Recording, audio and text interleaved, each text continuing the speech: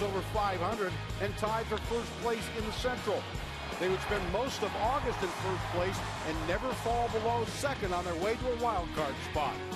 Today, with their longest homestand of the season ahead of them, they're at 500, a long way from the top of the division, but in position to again grab a wild card spot. What they do in these next 10 games at home may well determine whether lightning will strike twice at PNC Park.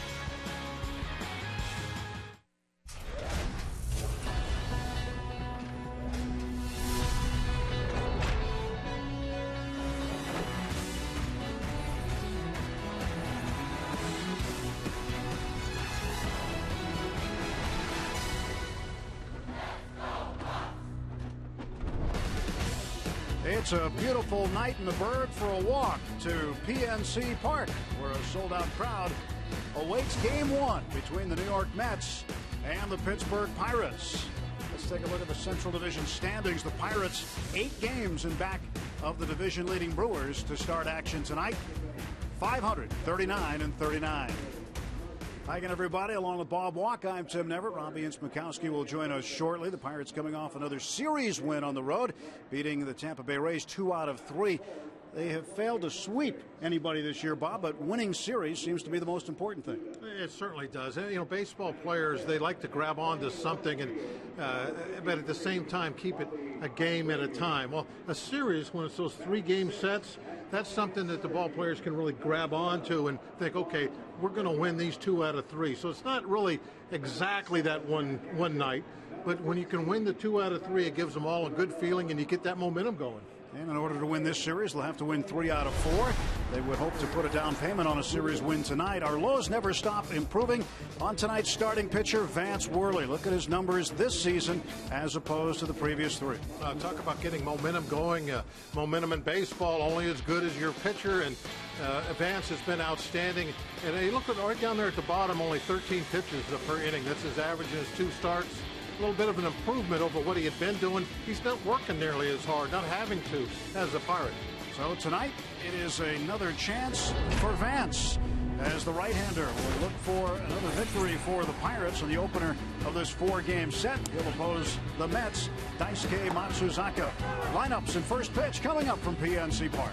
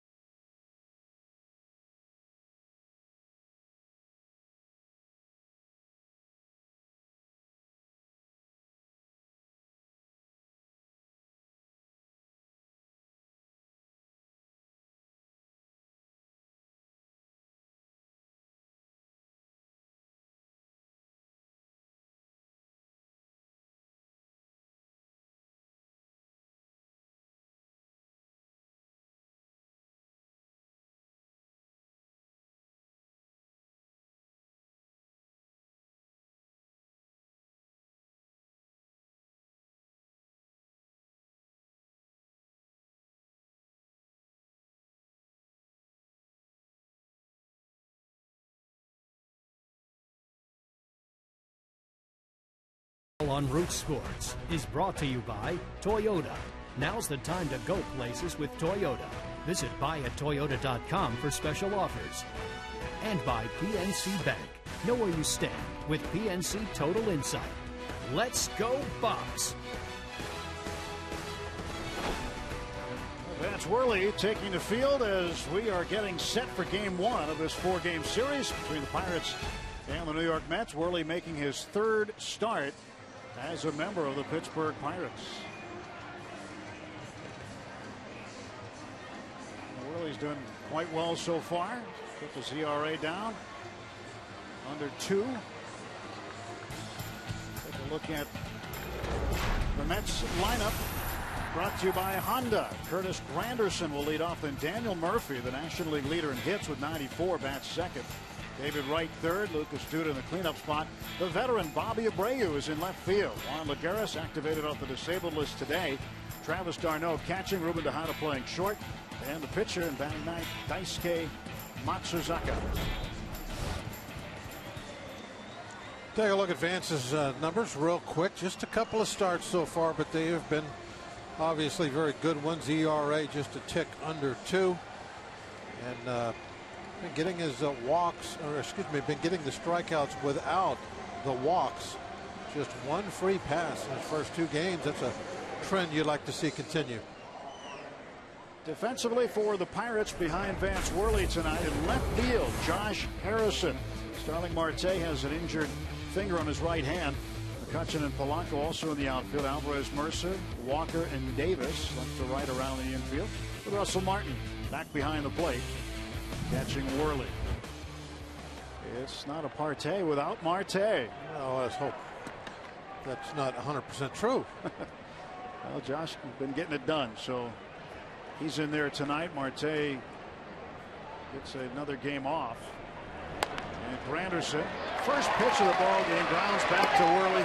1 pitch, 1 down. Now, in the open, we talked about how his pitch count per inning has been down from his games in the past.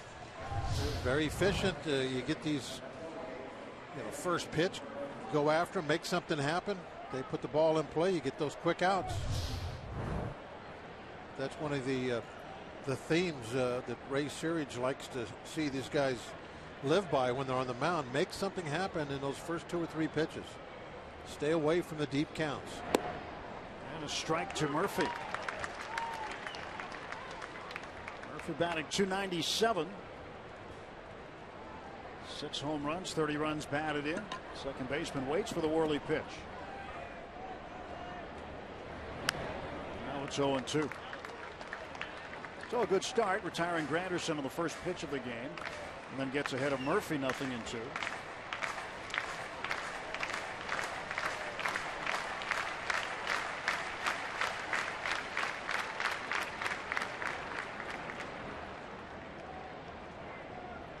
And the pitch. And a ground ball to short. Jordy throws out Murphy. 2 down. He really took the sting out of that ground ball and hit very hard. Stayed out of the middle of the bat. Worley had his contract selected on the 13th of June in his debut against the Marlins. Had 7 scoreless innings. And then on Saturday against Chicago had another good outing and got a positive decision, his first win as a Pirate. Now facing David Wright. Wright, a 9-game hitting streak. Mets like playing away from home. Teams are winning and losing. They've won 4 of their last 5 road games.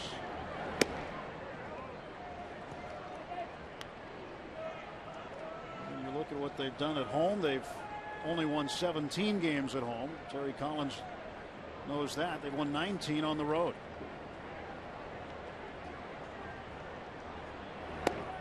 Pitch inside, and it's 2-0 to David Wright.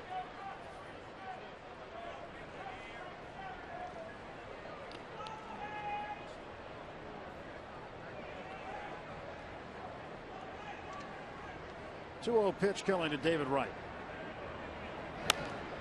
Fouls it back, and it's 2-1.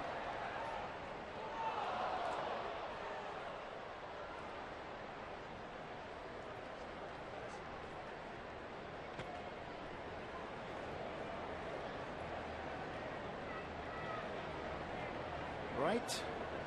Waits, and the 2-1 from Vance. Now it's 2-2. Came inside on him.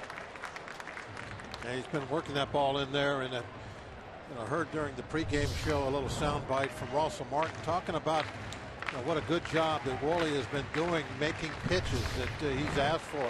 He wants him inside. He goes in there with conviction and stays in there. Wants the ball away. He's been able to get the ball outside. The roller down to third. Barehanding is Pedro. And he got him. Oh, what a play. A 9-pitch inning for Vance Worley and a defensive gem by Pedro Alvarez. Pirates coming to bat when we return.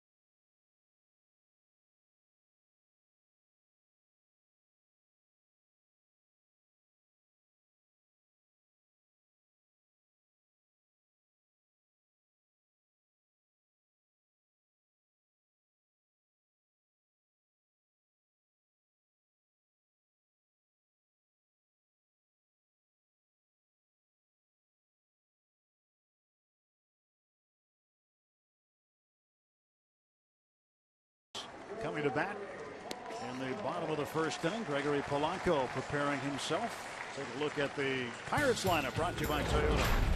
Polanco in the leadoff spot.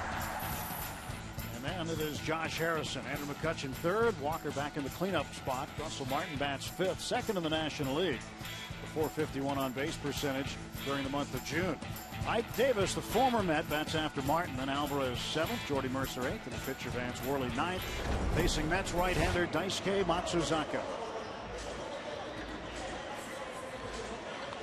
Definitely some solid numbers. The thing that you have to look at there is those walks. So I mean that's way up. So be patient. Don't be thinking he's going to come right at you. Be willing to go to strike two sometimes. Try and get him deep in the count. Well, Polanco getting ready to go. Oh, sunshine. It's nice, isn't it? Coming. Yeah, it is nice. That's right.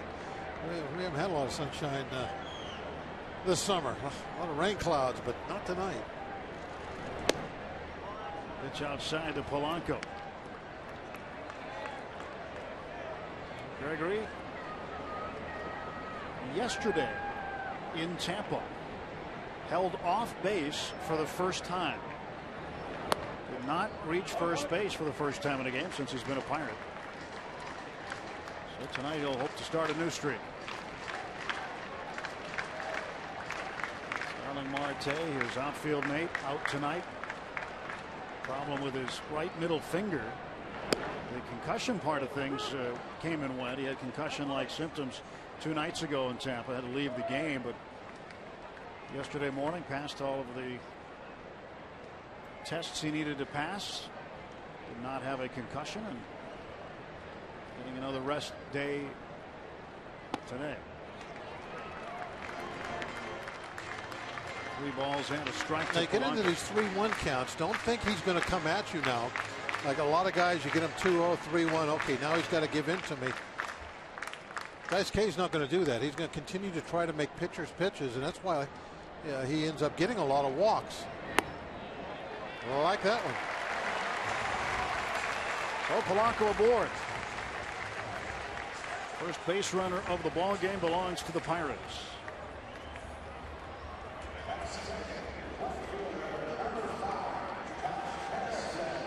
Josh Harrison will come up to face Matsuzaka.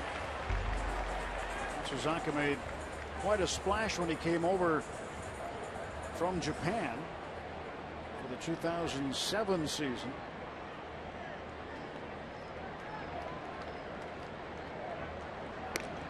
Pirates a lot of running on this last road trip. They were not shy about trying to go after second base. In fact, they have 24 stolen bases so far this month. The most since June of 2000 in any single month. We're starting to see Polanco run. 6 for 7 closing base runners have been successful. Probably no reason to think the Pirates will take the foot off the gas against the Mets. They started doing it a lot against Tampa Bay in the series.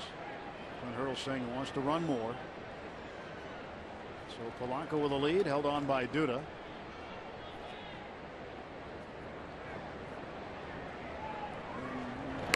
The bunt. That'll go foul. Fell off the grass.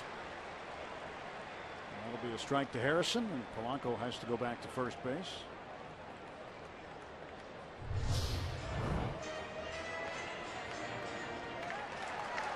Now, right there, it looks like it's going to be good. It's got a little bit of a spin, and then as soon as it gets down on the dirt, that always makes the ball pick up momentum and head for foul territory.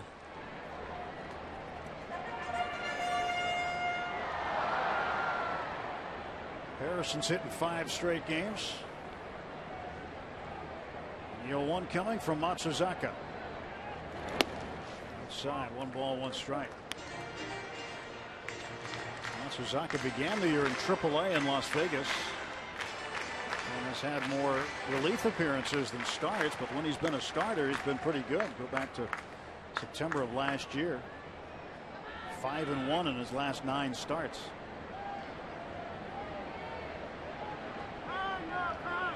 Time call. The only one he lost in his last 9 was his last start against the Marlins.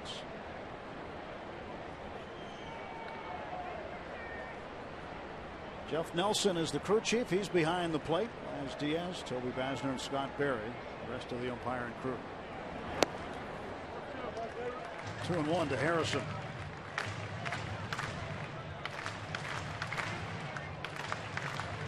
Matsuzaka was a star in Japan for the Seibu Lions, coming right out of high school and into the Japanese major leagues. 16-5 his first year out of high school. There goes Polanco, and Harrison hammers this one.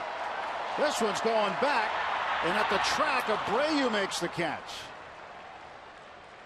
Looked like Abreu was having a problem finding it for a moment, but Harrison is out, and Polanco back to first.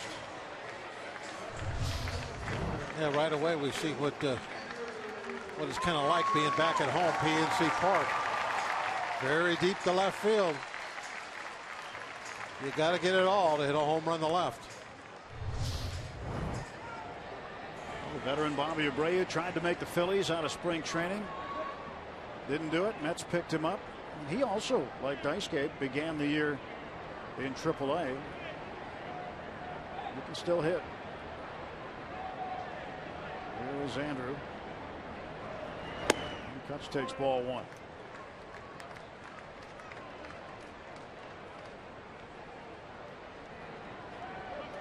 Kutch yesterday 1 for 4. He had a home run in the 9th to supply the Pirates with their only run in that 5-1 loss to Tampa Bay in the 3rd game of that series. Pirates would win the first 2. 2-0. Nice to be outside again, isn't it? Oh, I love being outside. I do not like domes, even the ones that that you can open up, mainly because they're never open. Yeah, you cannot beat this. Finest ballpark in America. Polanco off of first, 1 out, 2-0 pitch to McCutchen.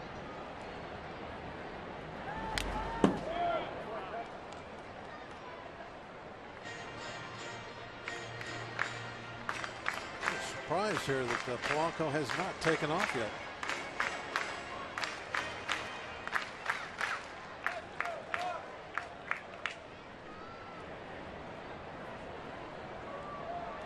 We'll see what happens on this 2-1 pitch. Polanco takes off here or not.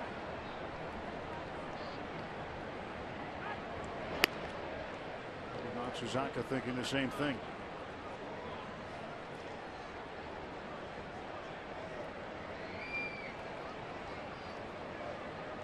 Travis d'Arnaud doing the catching. His older brother Chase in the Pirates system.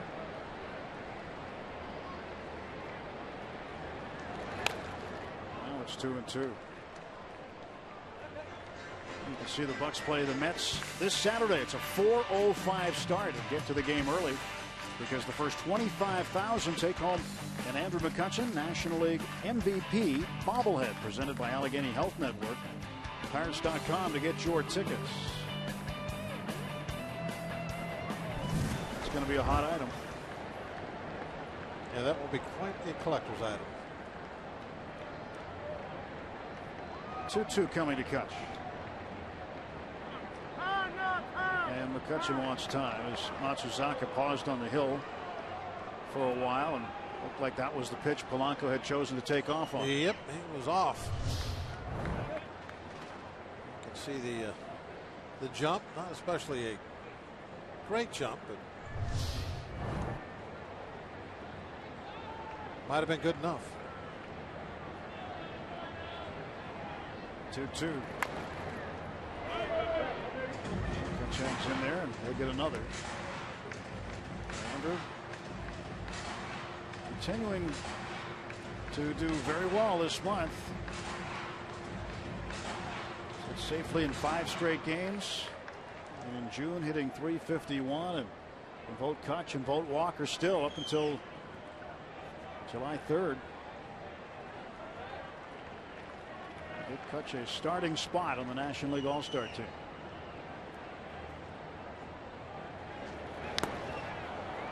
And safe at second is Polanco, and McCutchen strikes out on the foul tip.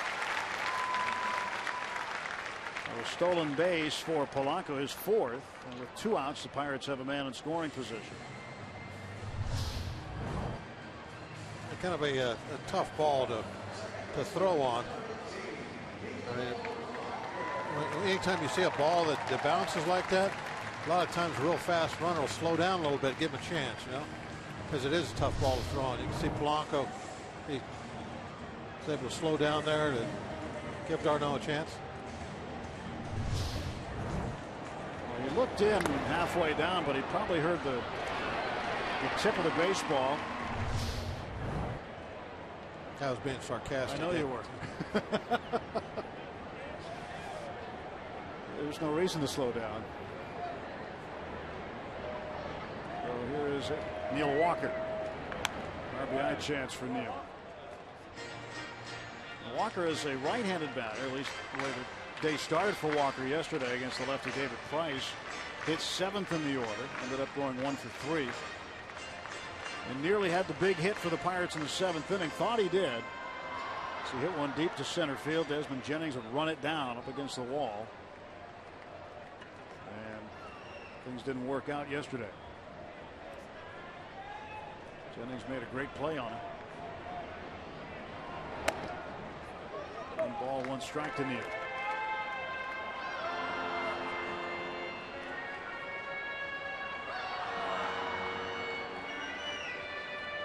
Matsuzaka, pretty impressive 172 batting average against. That's the lowest in the big leagues. The minimum of 45 innings pitched.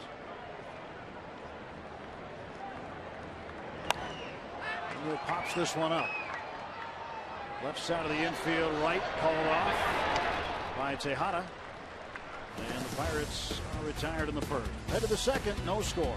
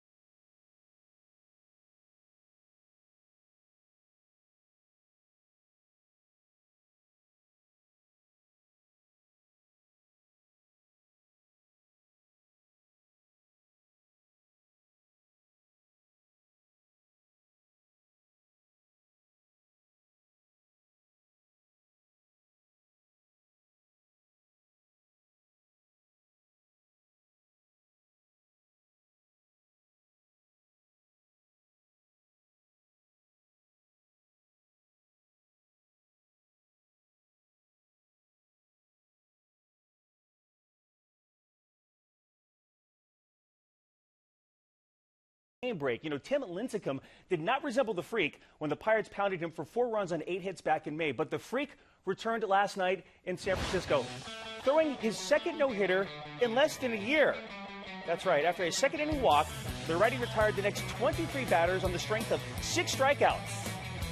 He and Sandy Koufax, Randy Johnson, and Roy Halladay are the only pitchers to throw 2 no-nos and also win 2 Cy Young Awards. Tim and Bob, it's all yours. All right, thank you very much, Dan. Top of the second inning. Mets and Pirates are scoreless. Quite an accomplishment for Tim Lincecum of the Giants. You look at what he has done and doing it against the same team. Both of his no-hitters against the Padres. That's surprising. Which is unusual. Lucas Duda takes ball 1.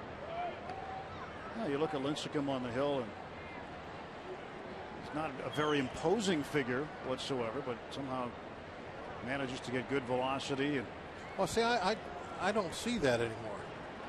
Over the last few years, I don't really see that. I'm amazed. I'm amazed that he's thrown 2 no-hitters, because when he first came up, that was when he had imposing, incredible no-hit stuff. Now he doesn't have that stuff anymore, and now he gets a couple of no-hitters. That, to me, that's what's really surprising about him. I mean, you know, we saw him this year. It's like he doesn't throw much at all anymore, and it's just incredible that he's able to throw a couple of no-hitters, even though he's not nearly the pitcher that he was when he first got to the big leagues. Duda hits this one up in the air towards shallow left, and backpedaling Alvarez. Pedro will make the catch, and let's go down and check in with Robbie. Well, Bob, you must have a crystal ball, because I took that question that you're discussing right now, and I asked Chris Stewart, who was Tim Lincecum's teammate in 2011, caught him for a season, and Stewart had a few things to say about Lincecum and why he's able to do it. He said, first of all, when he had him, he was past where he had all that physical stuff that he had earlier in his career when he won the 2 Cy Young Award winners, and he attributed 2 things to being the reason why he didn't do it. He said the determination that he has and that, quote, bulldog factor has not changed a bit, and that's what's enabled him to have success a few years without the dominating stuff that he is used to having. So you're exactly right. Not the guy he has been, but still getting it done somehow. And how about this? You heard Dan Potash mention that exclusive list a moment ago. Add the 2 World Series titles to the 2 Cy Youngs and 2 no-hitters, and Koufax and Lincecum, the only 2 guys to ever do that. How about that? That's pretty amazing. I remember the first time that he pitched against the Pirates, it was, are we even going to be able to hit a fair ball off this guy? I mean, it was that kind of stuff. Just incredible. And what was even more amazing, the second time through the lineup, we knocked him out of the game. The first time through, he looked he was just striking everybody out. But that's because he was just a young kid. He didn't really know what he was doing at that point. But just an amazing arm at that early age. And now doesn't really have the good stuff anymore, but pitching as well as ever. Vance Worley ahead of Bobby Abreu, ball and 2 strikes.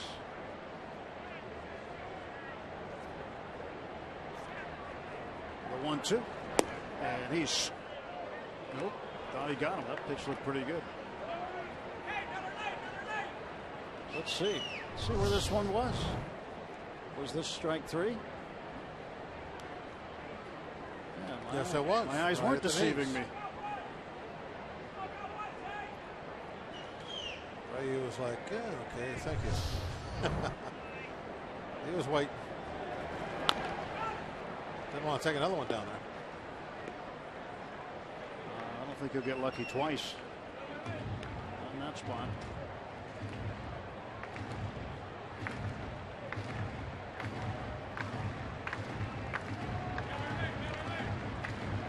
It's Worley from Sacramento, California.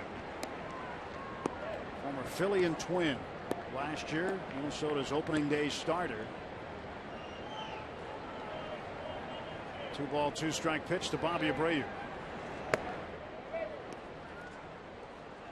Full count.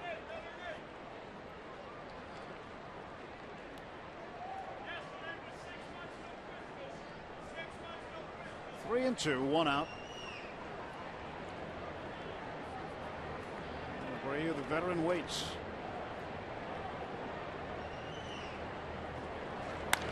And he's got himself a base hit. Not played right, just hit too high. The first hit for the Mets. Now, what's with all the towels in their dugout? I don't know. They're surrendering already.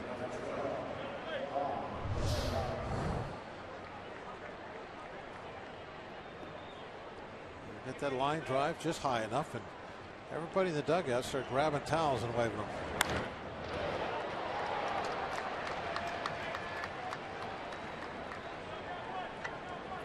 Look at that.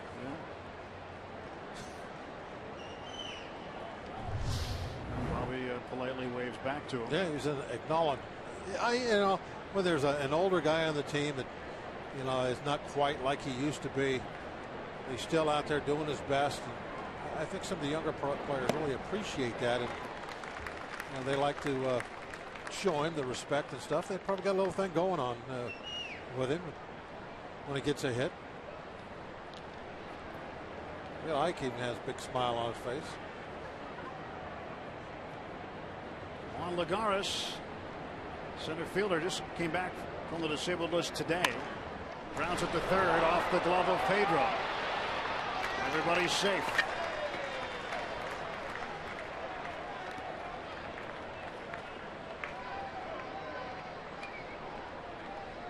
There they go again. He made another base.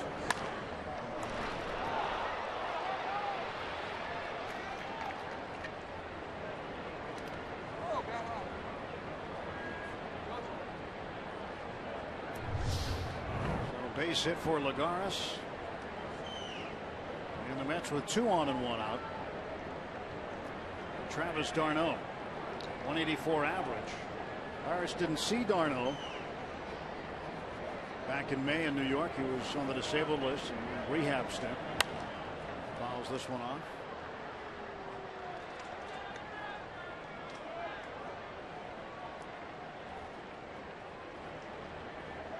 Andy McCutchen and Bobby Abreu conversing from a little bit of a distance. McCutchen wanted to know what's the deal with the towels.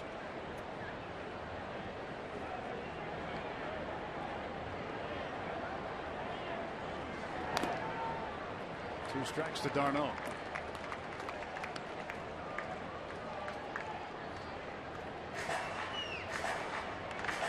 Abreu back to second base. d'Arnaud, nothing in 2, 1 out. They got him ready. They want him to move on. Yeah, towels at the ready.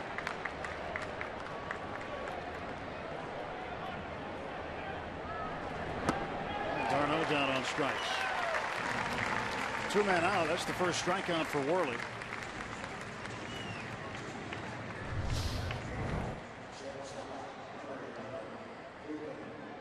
Like he actually kind of missed his spot. I think Russell wanted this pitch outside, got it down and in. Had enough sink on it though that moved underneath the bat.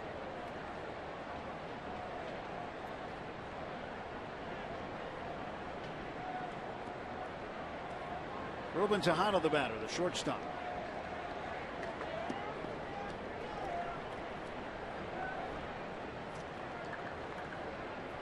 Tejada, right-handed batter, hitting .234. He's got 2 on, 2 out.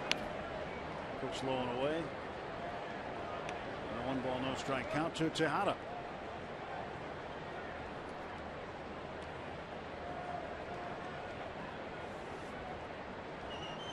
Big crowd tonight. Not going to be many empty seats. This place will be filled to the rim tonight. And a base hit. And Harrison will come up throwing as Abreu comes around third. And he is out at the plate. Josh Harrison gunning down Bobby Abreu. That's Worthy happy about that. Russell Martin positioned correctly, made the nice tag. As the Mets are held off the board in spite of 3 hits in the inning.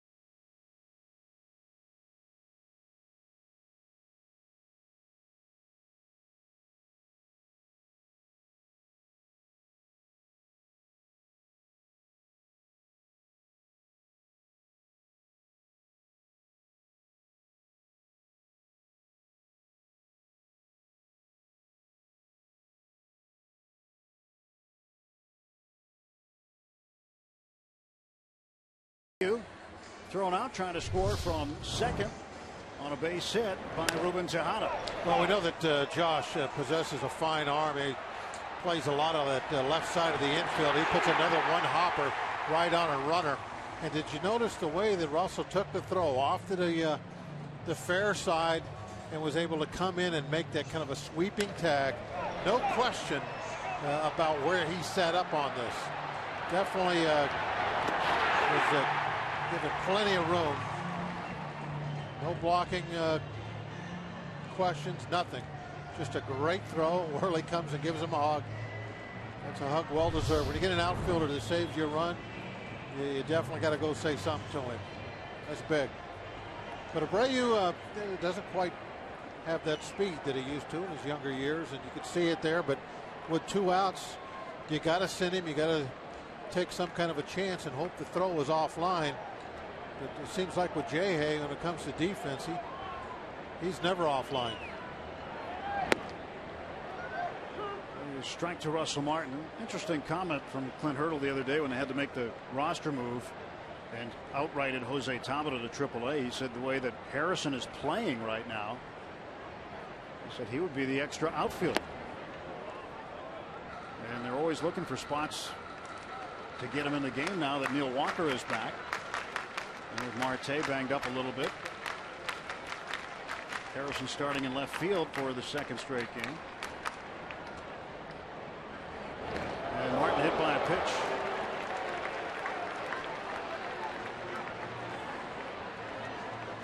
So Russ will take first base. Matsuzaka puts Russell Martin.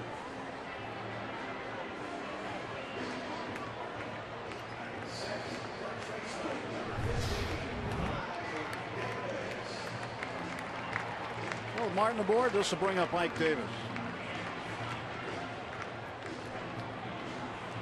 The former Met.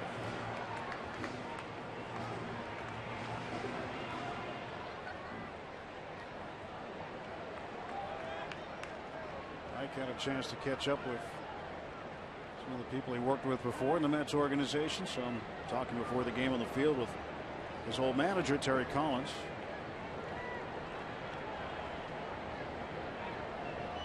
Martin off at first. The stretch by Matsuzaka. That one's upstairs for a ball.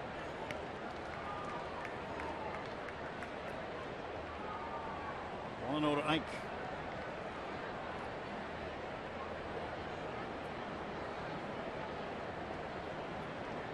Davis hitting .249. He will take a strike there. 1 ball and 1 strike. A little backdoor breaking ball right on the corner. That's the perfect example of how Dice K tries to pitch now almost all the time. Just nibbling here, nibbling there.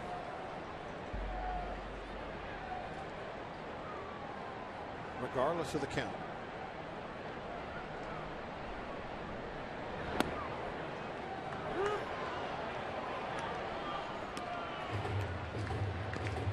That pitch a little bit down and away.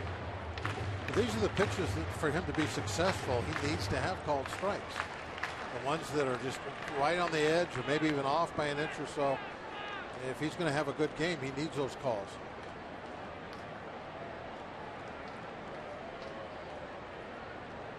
And the 1-2 to Ike Davis. He wants time.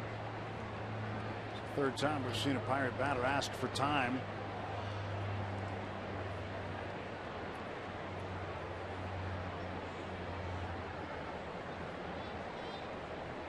Bucks batting bottom of the second, no score.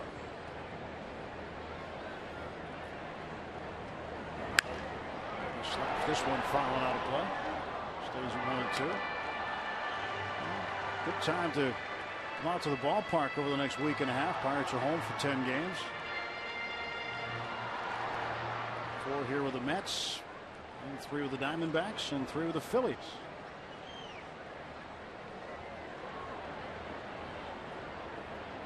The All-Star break creeping up. 1-2 pitch. Little bouncer over the mound. Murphy steps in the bag for 1, and that's a double play. Well, we've been wondering about those towels, Robbie. What did you find out? Yeah, doing a little bit of research. It seems it started the last game in St. Louis about a week ago when the offense was struggling. It was Curtis Granderson's idea. Kind of wanted to start a little bit of a rally towel tradition, if you will. So whenever anybody gets a hit, they kind of whip out the rally towels, and maybe they could kind of keep the offense going. But the Mets have won 5 of 7, starting with that game in St. Louis when Granderson got them started, and they went north of 10 runs twice, or 10 or more runs, I should say, twice in those 5 wins that they had. So I think there's a little something to it, and we'll see how long Granderson's idea lasts. But he's the guy who started about a week ago. That's their version of the Z. Yeah, pretty much. Yeah. The version of Z just use a lot of towels during the game. Different teams do different things. 1 ball, no strikes to Pedro. Pedro hit a home run in the Tampa Bay series in the first game on Monday night.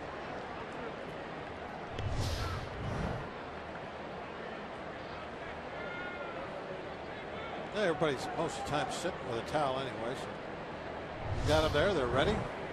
Give them a wave. If they want to wave towels in Pittsburgh, they should be black and gold, shouldn't they?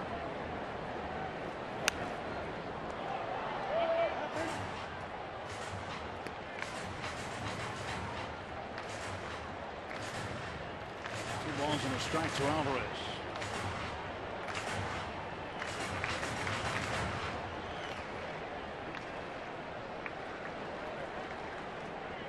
Pedro made a terrific play in the first inning, retiring David Wright. A barehanded play on a swinging bunt. Pulls this one foul. It's 2-2.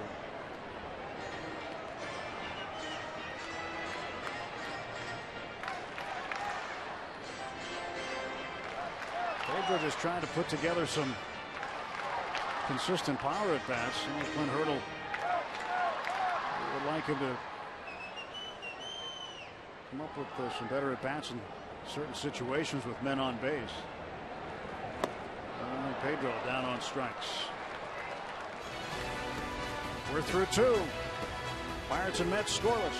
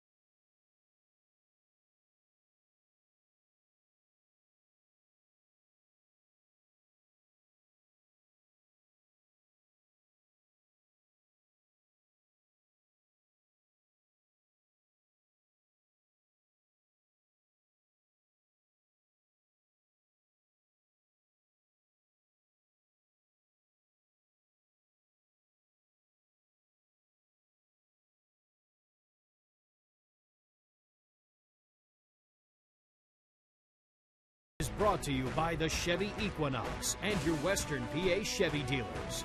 And by Day Automotive. We're going to make your day. Let's go Bucks! This day in baseball history, this date 1947, the Pirates beat the Cubs 8-0 in the third inning. Ralph Kiner hit his 14th home run of the season. It was a 2-run shot.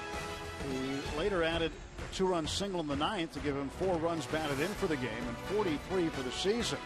Tony Bonham shut out the Cubs on 6 hits to improve his record to 5-1. Notice the black and whites that we've been showing of Ralph Kiner. Night to remember Ralph is number 4 on the sleeve of the Pirate uniforms, and there's also a commemorative patch on the sleeves of the Mets uniforms as well, because he was a longtime Mets broadcaster. Kiner, longtime Pirate player, 7-time National League home run champion.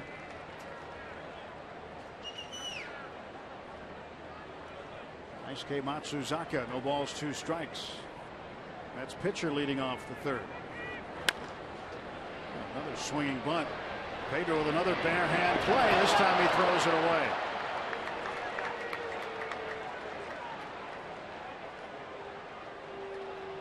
He made an excellent throw on that last time he had a play like that. This one not so excellent.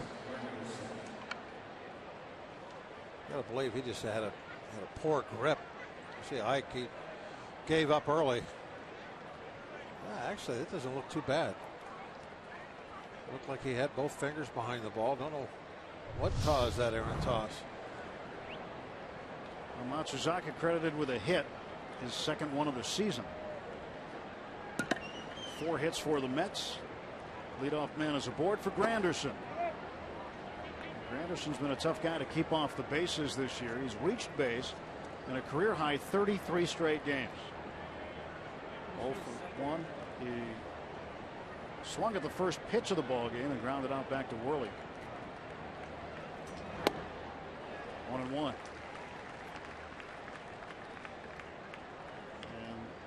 See the Mets patch honoring Ralph Kiner. It's got a microphone on it. Now that's how I remembered Ralph Kiner as a long-time announcer, as a visiting team member. If you go into New York and you played well and you did something good, you got to go talk to Ralph after the game. You had to go to he had a post-game show called Kiner's Corner. It was right down there by the clubhouse, so you didn't have to walk too far. But every night after the game, if you were one of the stars, you got to go to Kiner's Corner, and it was something you looked forward to because it helped you out in a monetary way. You got a $100 handshake. Yes, out of it, you used to love to go to Kiner's Corner. That was about 3 days' meal money back in those times. Strike three. Granderson called out.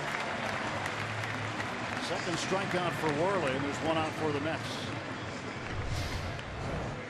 Vance able to make several really good pitches right on the inside corner.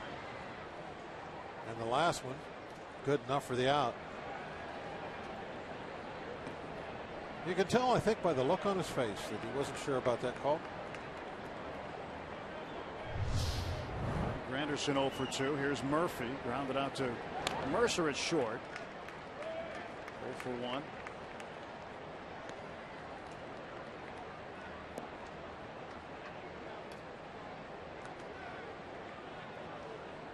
.296 average. Murphy, the National League leader in hits with 94.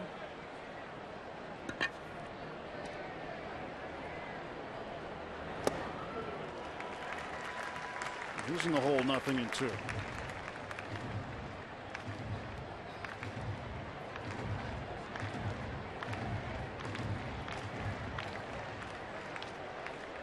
No balls, 2 strikes to Murphy. Matsuzaka short lead at first. And Murphy lifts this one down the right field line. In the corner, Polanco makes the catch. Well, he doesn't look like he's running very fast, but with those long legs, he's covering some ground. Well, he ends up getting into the corner fairly easily. Plenty of time.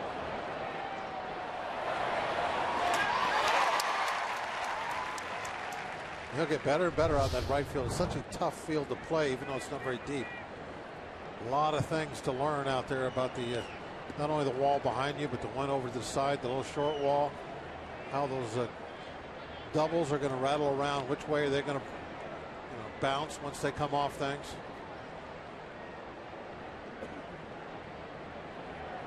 David Wright 0 for 1. Takes the ball inside. Polanco retiring Murphy in the right field corner. 2 men out for New York in the top of the 3rd inning.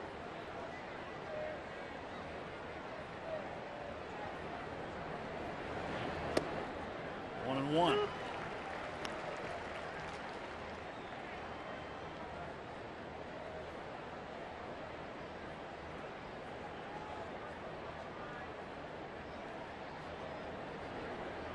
Worley's 1-1 pitch to right. This one to left field. Harrison will make the running catch. And the Mets are done in the 3rd. Ralph Kiner, one-time Mets broadcaster, at work.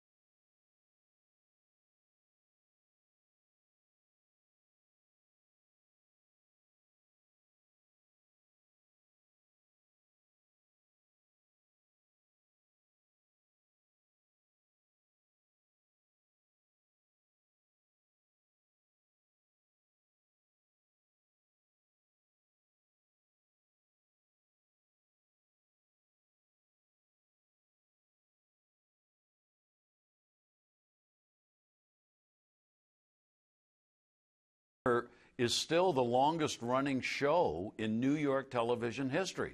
It was on longer than any other show has ever been on the air. He interviewed virtually everybody who had a name in baseball in the course of that show. Gary Thorne, former partner of Ralph Kiner. Bob Walk, as we mentioned, a guest on that program. Ralph Kiner, first remembered for his days here in Pittsburgh as a slugger and entertaining thousands upon thousands as a broadcaster. Vance Worley, so far so good through 3 innings. He's given up 4 hits. They haven't amounted to anything for the Mets yet. Hey, Vance just puts up zeros, doesn't he? That's okay. It's the name of the game. That's what really the starting rotation has been giving us. A lot of great outings. The team playing much better.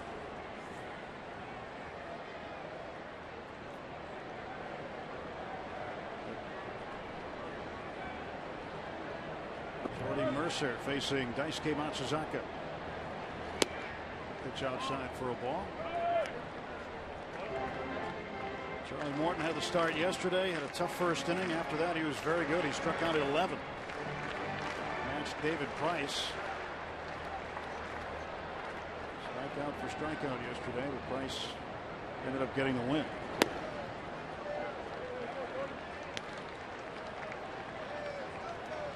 And Jennings made that great catch. That was kind of the difference. A couple of guys on. Was Walker hit that ball, didn't it? It was Walker.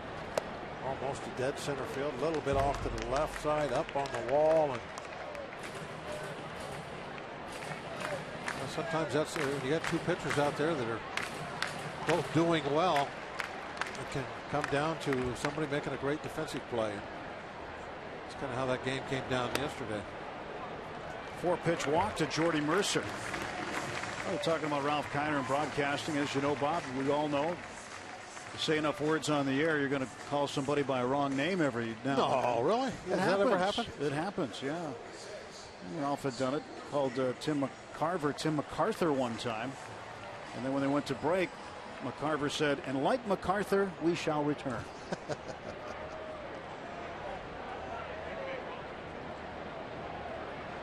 Worley will bunt. Takes ball 1. 5 straight balls to start the inning for Daisuke Matsuzaka.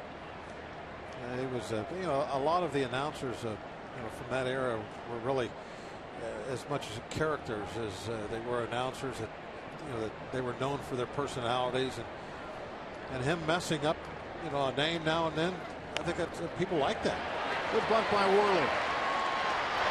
Vance has his second successful sacrifice bunt, and Mercer is in scoring position. Well, Tim MacArthur has more on Ralph Kiner.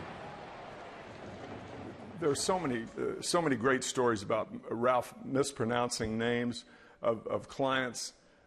There's one where we had a client, a very good sponsor, Manufacturers Hanover, out of New York, and Ralph kept referring to Manufacturers Hanover as Manufacturers Handover and Manufacturers Hangover. I don't know which one of those they would dislike the most.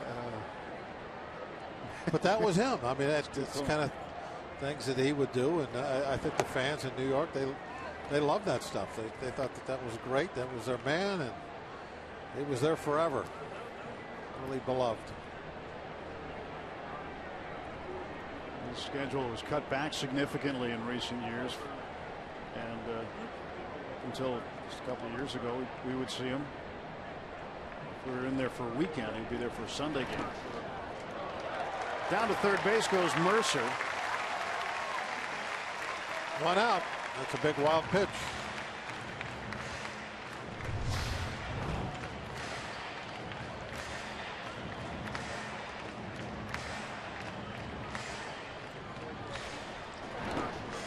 It looked like that ball came up and got the chest protector, but somehow squirted off to the right.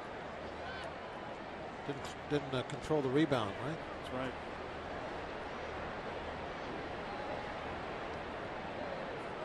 So the Pirates knocking on the door. Mercer at third, 1 out. 2-ball, no strike pitch to Polanco. He's popped foul over the first base dugout. Strike 1 to Gregory. Kind of a reaching looking swing, wasn't it? Not really one you want to take on a 2-0 pitch. Almost like he was fooled a little bit on it. 2-0, 3-1, that's when you want to give it your absolute best pass. Even if you miss it by a foot, take a healthy hack at it. Those hitters counts. 3-1. So he's got one of those hitters counts. Yeah, this is where you want to really look for something in one spot, and if you get it, don't hold anything back. Drive that ball at least out to a gap. Of course, Polanco gets one in a gap, could be 3 bases, and we'll be back in the same situation. Runner at third and 1 out. The count is full. Matsuzaka limits the long balls. He's only given up 1 home run this year. That was on the 13th of May. There's a 3-1 pitch. He did not give in. He still tried to just hit an edge, and he did. So what do? You take it. You don't hit his pitch. 3-1. Now that there's 2 strikes, now you might have to go after an edge pitch. And he pulls this one to the right side and gets the Pirates on the board. And almost gets himself a hit. Yeah, anytime he puts the ball on the ground, it's a possibility. Gets down that baseline really well from that left side. 7th RBI for Polanco. That ball, out on the edge, but the runner at third base. There's 1 out. There's no way you can afford to take that and think, well, maybe that's a ball. The last thing in the world you want to do is strike out looking in that situation, especially with the infield back like that. So you expand your strike zone a little, get some wood on it, get that ball put in play, get the RBI. 1-0 Pirates, 2 out. Here's Josh Harrison. He drills one to center, but right at Lagares. He handles the sinking line drive. Pirates strike first. It's 1-0 after 3.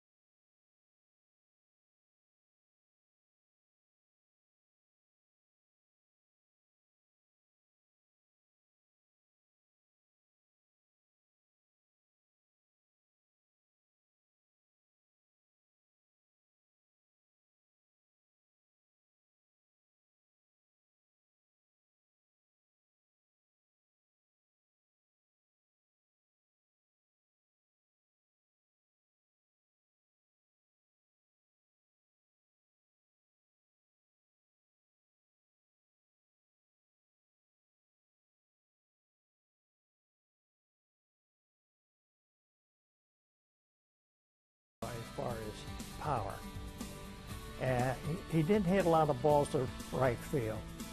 He pulled them high and long, and as soon as they hit, you knew they were gone. It was unbelievable the way he could hit. It was just, he was a natural hitter. Ralph Kiner debuted for the Pirates on April 12, 1946. Played with the Bucks until 1953. 6 times he was an All-Star. 7 times National League home run champion, National League RBI champion in 1949. Pirates with a 1-0 lead as we go to the 4th. Along with Bob Walk, I'm Tim Neverett. Bobby Smikowski with us as well. Lucas Duda will lead off, the first baseman for New York. Duda, Abreu, and Lagares 4, 5, and 6. Kind of one of those old school power hitters. Not thinking about flicking the ball to right. Pull it. Yeah, he's going to pull the ball, separate the baseball from the baseball stadium. And he's looking to do it in an impressive way. And to do that, that's where the long ones are hit, when you pull them. 0-1 to Lucas Duda. He's 0 for 1. Popped up to Pedro. First time up. Yeah, you see some guys hit some nice home runs the other way, but when you talk tape measure shots, and you talk about that old school power, you know, whether it's a right hander or a left hander, it doesn't matter. Those guys go up there and they try to pull the ball. They're the ones that when they get into it, no right hander's ever going to hit the river here. Probably not. There's his bat, his grip down underneath the rotunda. See that here at the ballpark. Ball and 2 strikes to Lucas Duda.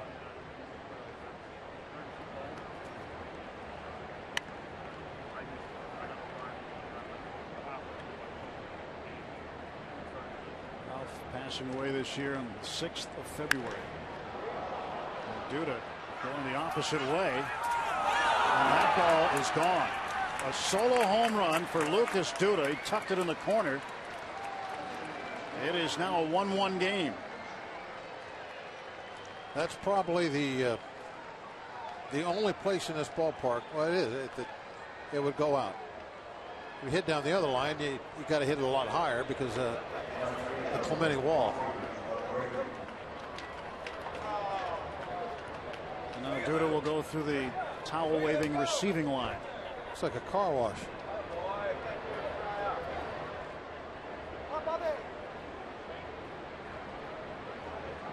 So 1-1. Home run number 12 for Lucas Duda. He hit it where it was pitched, up and away. That's what you're going to do with that. You're going to go the other way with it. Only 325, and he sneaks it into the front row right next to the pole. It's the second home run given up by Worley.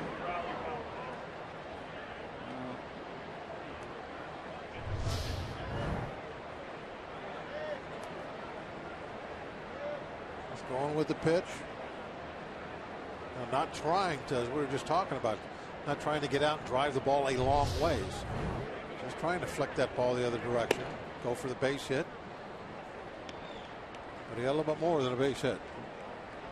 Just the exact opposite kind of home run we were talking about earlier.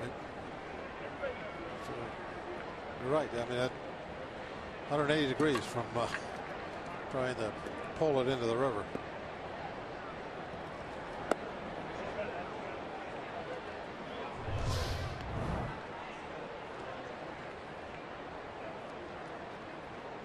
Advance. Well, what are you going to do? Yeah, exactly. You know, he's probably thinking, what am I going to do? He had to hit that right there. Yeah. If that is to straightaway left, straightaway center, it's a routine flyout. Where Kutch is playing right now is about 325, I would think. So if you hit that same ball to center field, it's just a flyout right in his tracks.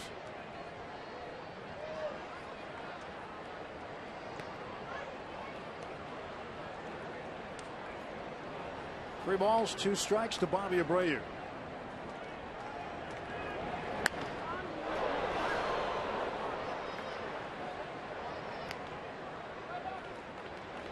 Worley up to 51 pitches.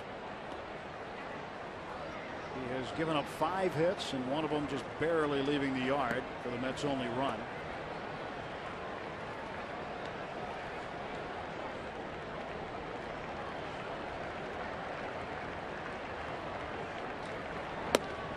Walked him. So home run and a walk to start the 4th. Barrel Automotive League leaders stat. The times that Ralph Kiner led the league in these categories: home runs, walks, slugging percentage, runs, RBIs, on base percentage. Dumped it into the Mets Hall of Fame in 1975. 8 seasons with the Pirates.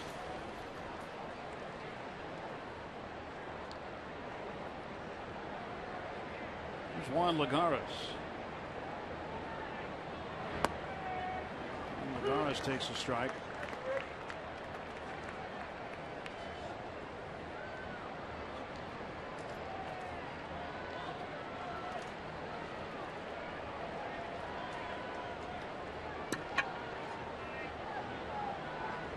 One pitch. Fouled back. Kind of got away with a little bit of a hanger that time.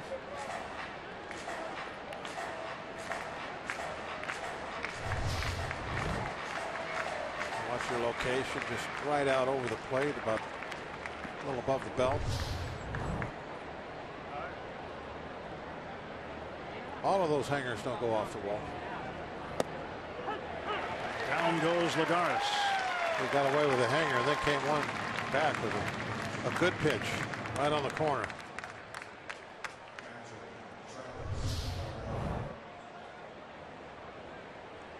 See, I kind of like that. When you throw a real good one and then you try to come back and do the same thing, a lot of times the second one's not nearly as good. Liable to maybe hang that one, but you throw a bad one and then, oh, I'm not going to do that again. So you come back, same pitch.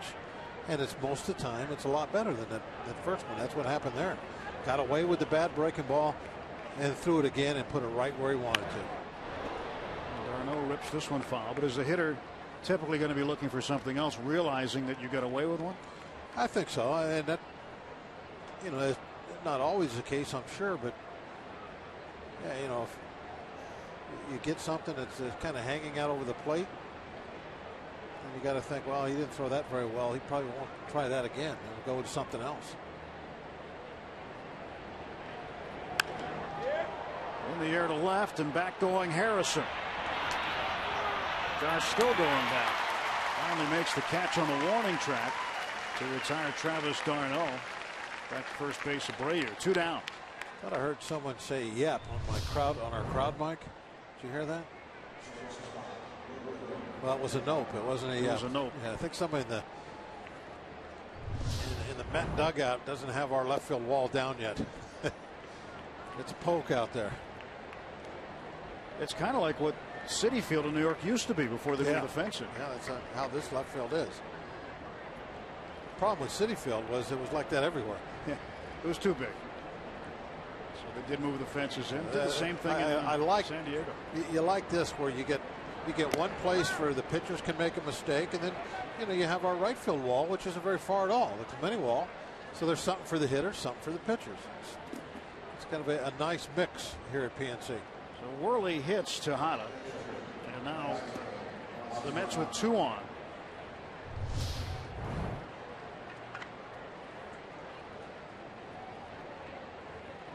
Back right arm.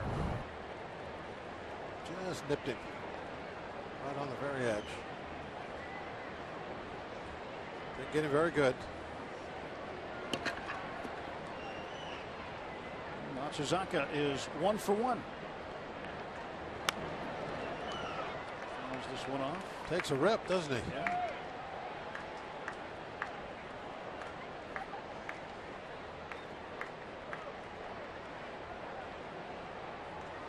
Is a veteran of international baseball. He's been in 2 World Baseball Classics and 2 Olympics. Sydney in 2000, 2004 in Athens. And he lines one to shallow left, and here is Harrison.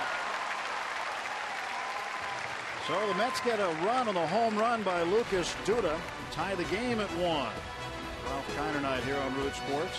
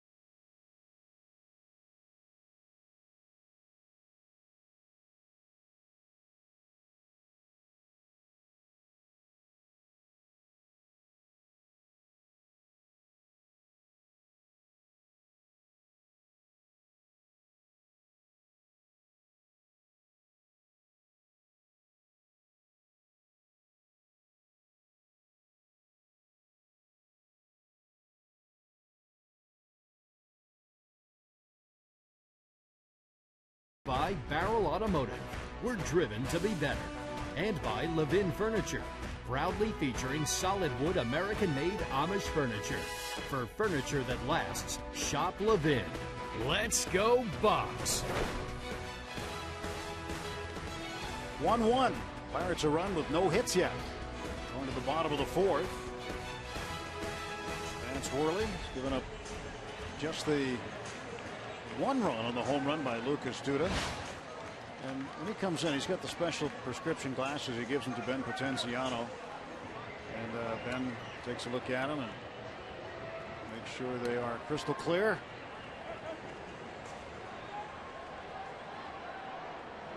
Gives them a little shining. Yeah, that's what I do with my glasses in the booth up here with Zach every half inning. He cleans them off for me. Right, Zach? Yep.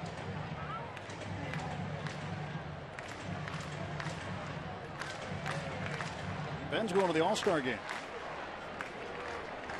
He represented the Pirates on the medical staff. Kutch puts this one into the left field corner. This will be 2 bases. And we're catching a leadoff double. Go ahead run in scoring position just like that.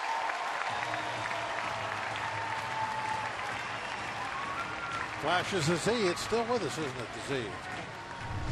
Not much play of late, but it's still there.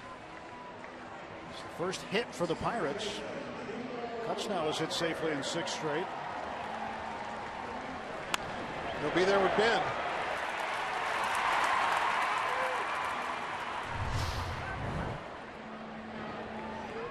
Andrews going to end up being one of those guys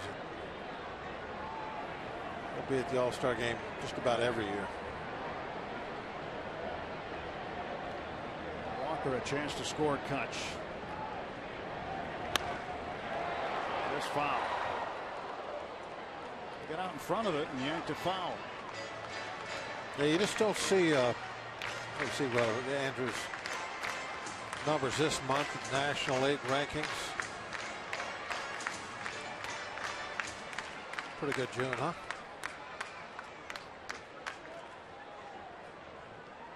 Player of the month would be a good award to get. He's already been player of the week.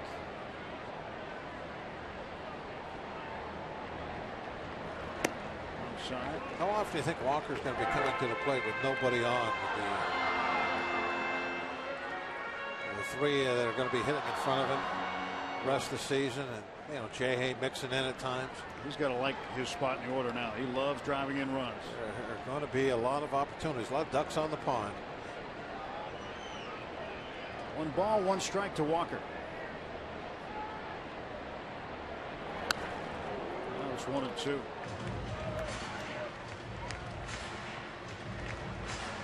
.327 is his average when he's got runners in scoring position.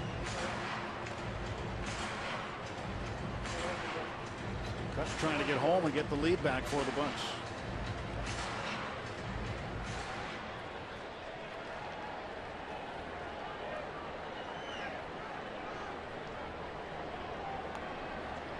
So advanced glasses are all ready, waiting for him. 1-2 pitch to Neal. He goes down on strikes. Walker is 0 for 2.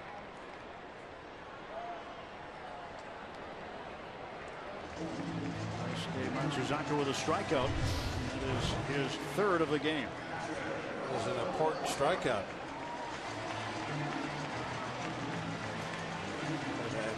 At least, what Neal would want to do there is move the runner over, get him over to third base. Uncharacteristic at bat for Neal with somebody on base to chase a breaking ball that was that far out of the strike zone. First pitch to Russell Martin. Strike 1.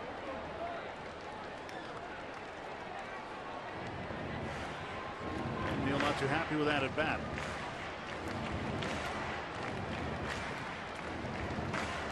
Russ was hit by a pitch in the 2nd inning.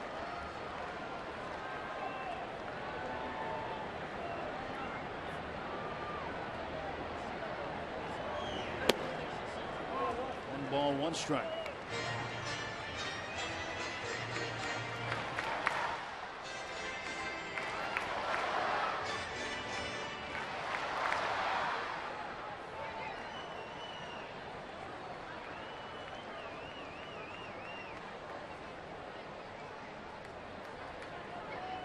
Matsuzaka stretch, checks McCutchen.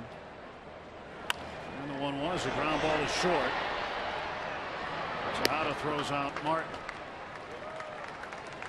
And McCutchen advancing to third, and there are 2 men out. Well, Pirates fans, it's that time again. Show us how you root for the Buccos. Be our AT&T fan photo of the game. Show us the ways you raise the Jolly Roger and the fun places you watch the games on Root Sports. Just submit a picture via Twitter using the hashtag BucksFanPhoto. And we'll show them during our telecast. That might be a good picture right there. Showing her Pirate pride. We'll show those pictures a little later in the telecast tonight.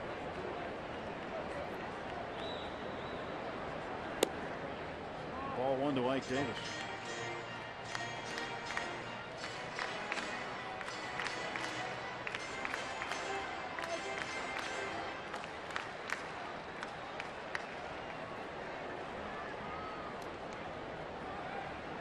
There, you take that ticket.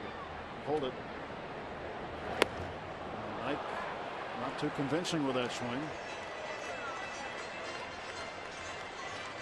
Dice K's getting some swings on that curveball down and in from the lefties. Got Walker to chase one that was even further than that out of the zone. Ike really fooled on that. Tell by that slow swing he had.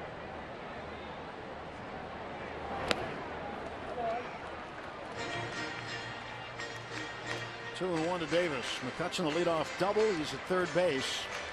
Walker a strikeout. Martin a ground out. Pedro's on deck.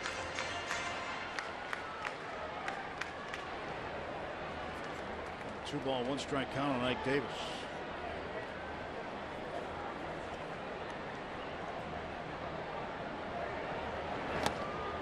Three and 1. Ike in 30 games at PNC Park this year, hitting .313 with 3 home runs and 13 RBIs. There's an RBI waiting for him there.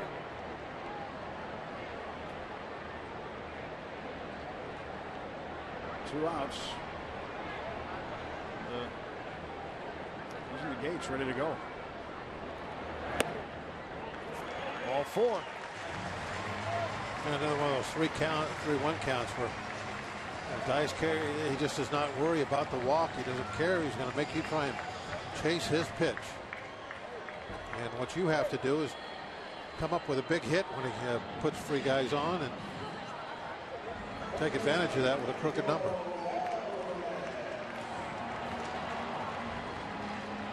First and third and 2 down for Pedro. Alvarez went down swinging in the second inning. 0 for 1 tonight. Interesting to see what Kutch does at third base here. Well, he can get off. You know, there's nobody within 90 feet of him. No, he could get way off. David Wright is playing way over by second base. Yeah, that's right out there in the middle of the diamond. Yeah. That's the third baseman. So McCutchen can get way far away. Well, one thing for sure. I mean, Ike can walk to second base. They can't throw down. There's no way they can throw to second base. So Ike can just go ahead and walk down to second, get himself in the scoring position. McCutchen a big lead. The pitch. Davis doesn't go anywhere. You know what I mean? Right. Yeah, exactly. I know. If Ike breaks, there's no, and they throw the ball, it's a run. Now, if they want to trade a run for the end of the inning, they can do that. But McCutchen can come 3/4 of the way down the line if he wants. Go to first. There goes Davis. Now Ike's going to try to get in a run down. McCutchen scores, and the run counts. See, that's the trade right there. They wanted to trade you a run in the inning, and so they did, and Pirates will take that run. 2-1 Pirate lead. As Davis got himself in a rundown, and McCutchen walks home well before the final out recorded.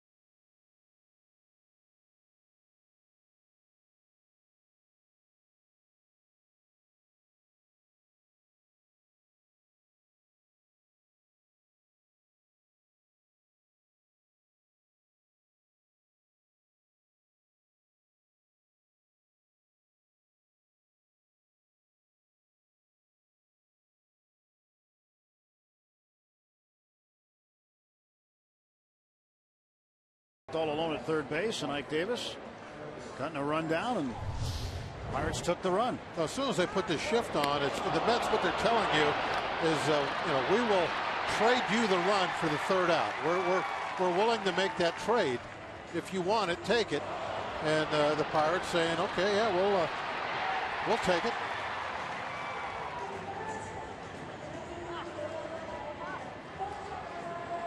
Shots from the Allegheny Health Network Super Mo. McCutchen a little happy about that. Yep, just catch it. Terry Collins elected to go into that shift. And the first time the Pirates played the Mets, we didn't see much of the shift at all at Citi Field. Didn't see a lot of it. Well, that was just an invitation to get the inning over. Saying, hey, we'll trade you a run. You give us the third out. And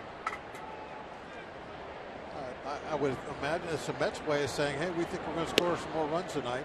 We're willing to go a run down at this point of the ball game to get the inning over and not have to pitch to Alvarez. Well, the Mets do score runs. They score better than 4.5 runs per game on the road.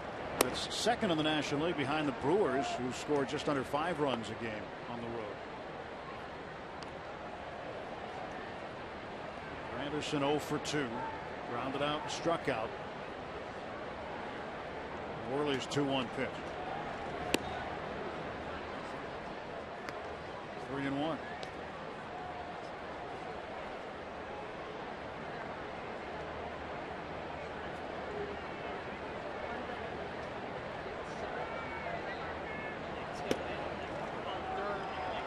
And Granderson reaches base for a career-high 34th consecutive game. Free Shirt Friday tomorrow. Pirates and Mets at 7:05. 25,000 fans will take home that Pirates t-shirt, thanks to Central Blood Bank. Plus, it's a block party on Federal Street prior to the game, featuring local live music and an alumni appearance by former Bucco outfielder Omar Moreno. Tickets at pirates.com/Free Shirt Friday.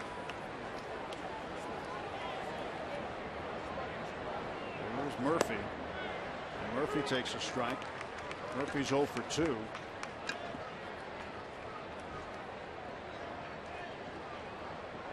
Murphy, the National League leader in hits, as we told you, with 94. Since 2012, only one player in the National League has more hits than Murphy. Murphy, since 2012, 448 hits. Pirates' Andrew McCutchen with 472.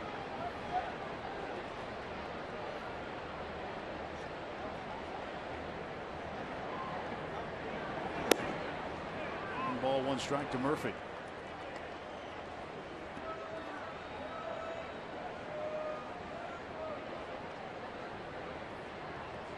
Pirates coming off the road trip where they took 2 of 3 from the Chicago Cubs, then 2 of 3 from the Tampa Bay Rays in an interleague series.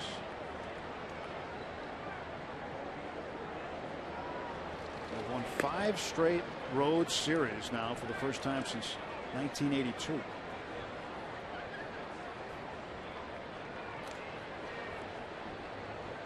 But now a chance to have 10 straight games at home. Nobody out. Granderson at first. 1 ball, 1 strike pitch by Worley. Fouled off, and it's 1-2.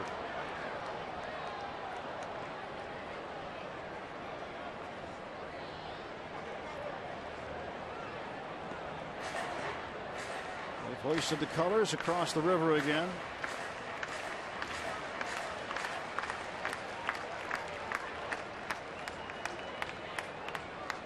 Good place to watch a game from right there. I like that. Be a hard place to do a game from. Although we're not that far, not really. far removed. It'd be all right.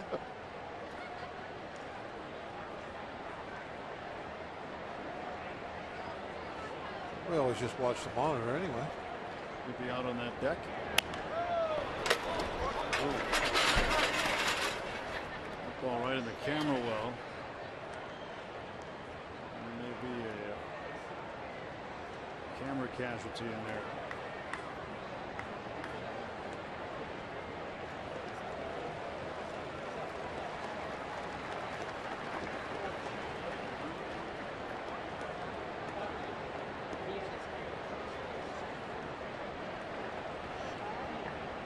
Two.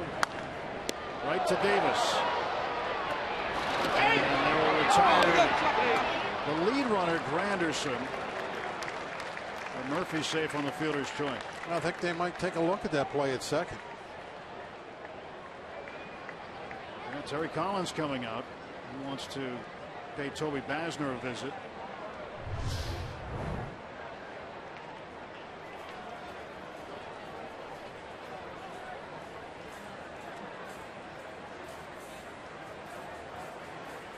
Take a look, but I don't think there's anything there to look at, do you? Well, I think Terry Collins realizes that. He's been told that, and so he is headed back to the first base dugout. That ball a rocket down to Davis. He had some time, he felt, to get the lead runner. And he did.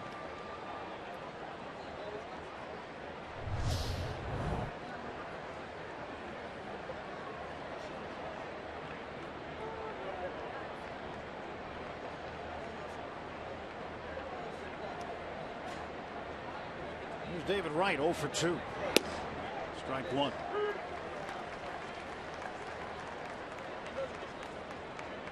Well, I asked you this last time we saw Worley pitch, Bob. What do you like about him so far? And it was early. It was just his second appearance at that point in time. But I'm seeing him here halfway into his third. And Walker flips to Mercer for 1. Double play. We'll continue the question in a little bit. But the inning-ending double play, and now the Pirates will come to bat in the bottom of the 5th, leading it 2-1.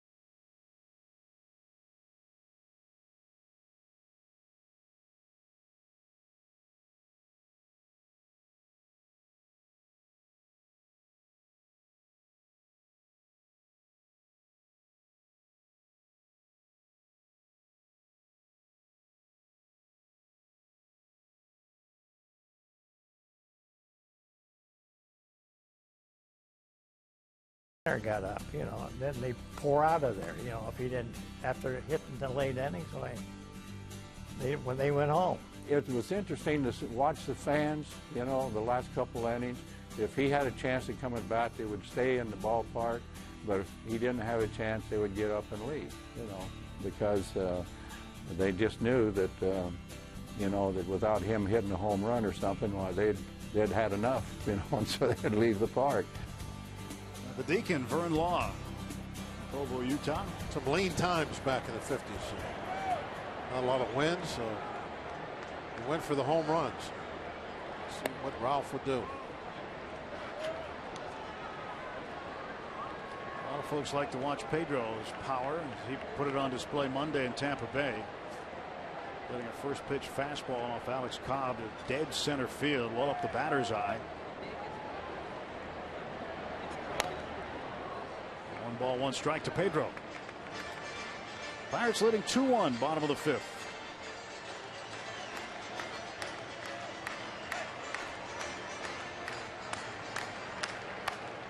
Shift on for Alvarez. 3 infielders on the right. Murphy out in right field. Actually, got Murphy and Tejada in the outfield. And that gets through both of them.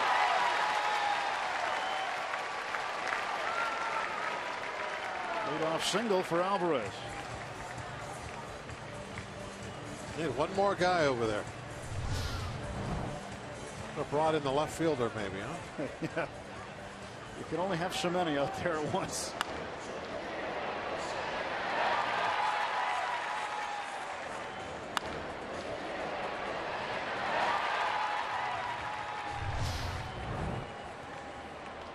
So Pedro's aboard. Pirates looking to add on here in the 5th. Jordy Mercer up. Mercer walked and scored in the 3rd inning. Pirates hitters are looking for some more fastballs out of Matsuzaka. Second time through the order. Fastball about 53% of the time, as opposed to 49% of the time the first time up.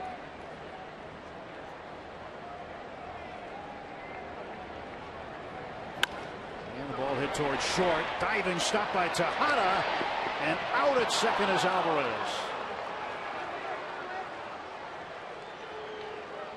Ruben Tejada with a terrific play.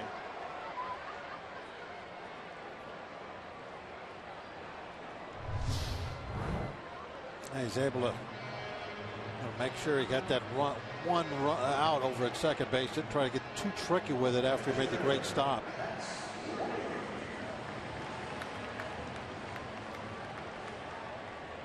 You like that when you're on the mound. Give a ball that's hit sharp. You think maybe it's in the hole, a base hit. They turn it into an out for you.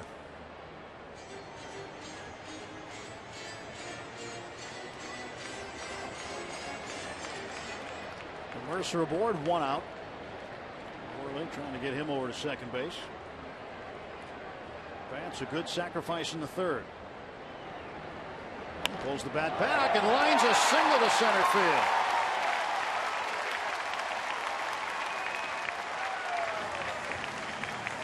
Vance Worley with his first base hit as a Pirate. He's one of those guys that can handle the bat a little bit.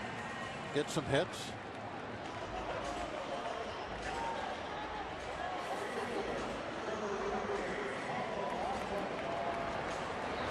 Didn't you tell us he got a home run in his last minor league game before he got called up? Yeah, he did. He went 3 for 3 for Indianapolis with a home run. That's what you can do when you get those nice clean glasses. You see the ball well, center that baby up. Now back to the top of the order. Ben did a good job. You got a hand in that one. Polanco looking for a hit. Gregory has walked, stolen a base, and driven in a run, but doesn't have a hit. Rounded out second in the 3rd inning. They've got Mercer home. 2 on and 1 out. Polanco due after not getting a hit yesterday.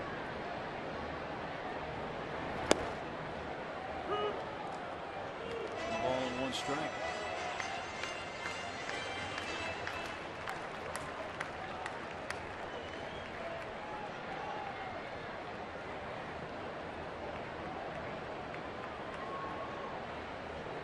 Mets out hitting the Pirates so far 5-3, but Bucks up by a run on the scoreboard, threatening again. Ooh. That was not a strike.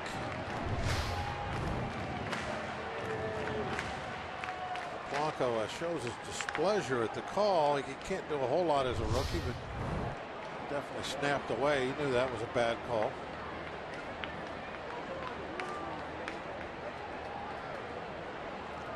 1 ball, 2 strike offering from Matsuzaka. Slap foul.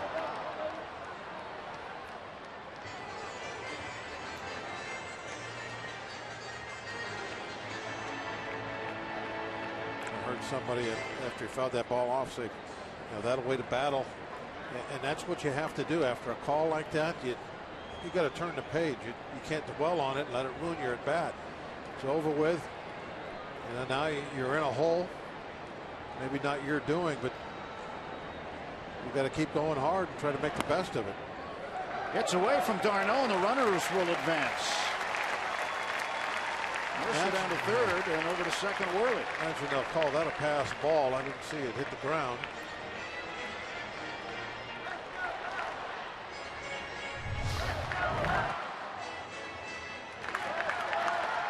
Yeah, he just missed it.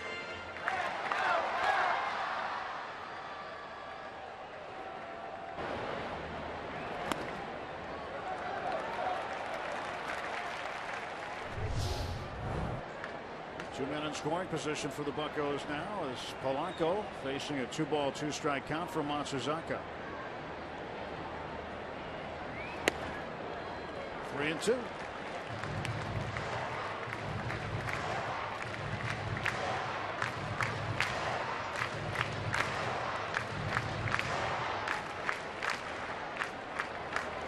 Josh Harrison in the on-deck circle. 1 out, 2 on.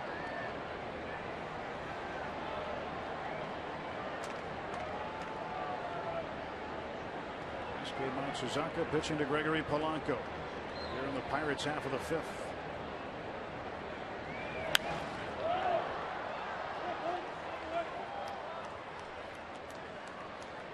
This next pitch for Matsuzaka will be the 8th of the at bat. Smell hot dogs. Smell something. It's hot dogs. Smells good. Sometimes we can smell the wings up here. Somebody's got them down below.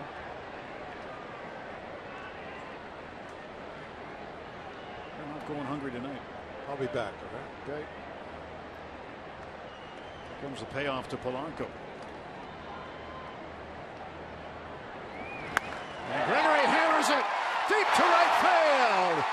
Way back and gone. Gregory Polanco, a 3-run home run.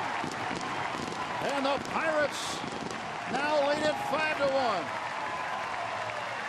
That's why you battle. You have to turn the page on a call that goes against you. You have to forget about it. Okay, so you can't change that. Stayed in the at bat, ended up getting deeper in the count, saw a lot of pitches, and got one that he could put in the seats.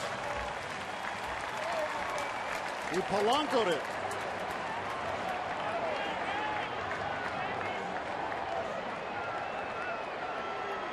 His first home run at PNC Park.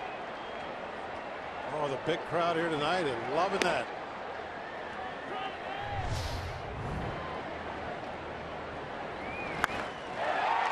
A little breaking ball down and in. Just dropped the head of the bat to it. That got out of here easy. Way up at the top of the seats. They just dropped the head of the bat down right about knee high. No tie. Goodbye. Second home run that Daisuke Matsuzaka has given up this year. The Yankees, Yangervis Solarte got him in mid-May. Way up there. 1-2 pitch. He's fought off foul. El Coffey. His first home run. He's got 2 on the year now. A no-doubter way up over the Clemente wall. I like that. He knew it was gone, so he could just kind of adjust the helmet a little bit.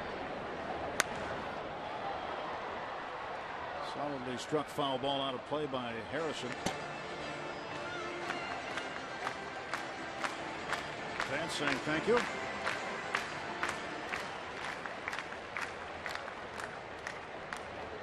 Yep. Yeah, what was it? Curve ball down and in. Just dropped the head of the bat to it. He's going through it right there. Josh pops this one up. Shortstop Tejada under it. And that's out number 2. Well, yeah, we've been seeing Matsuzaka throw that curveball to the left-handed hitters. 3 ball counts.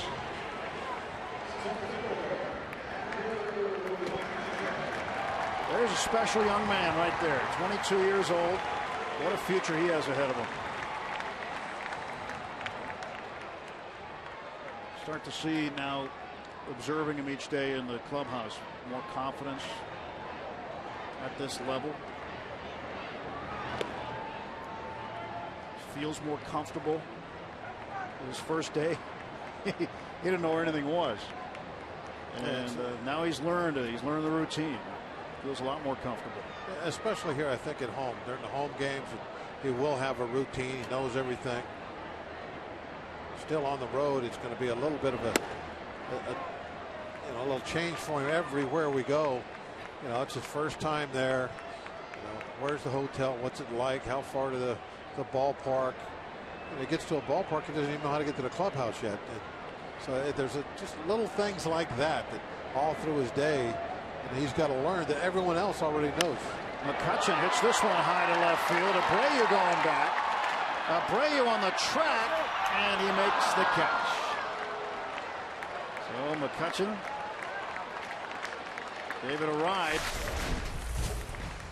But it was this man who gave the ball a ride. Gregory Polanco. His first home run over the Clemente wall, a 3-run shot, and the Bucks up 5-1.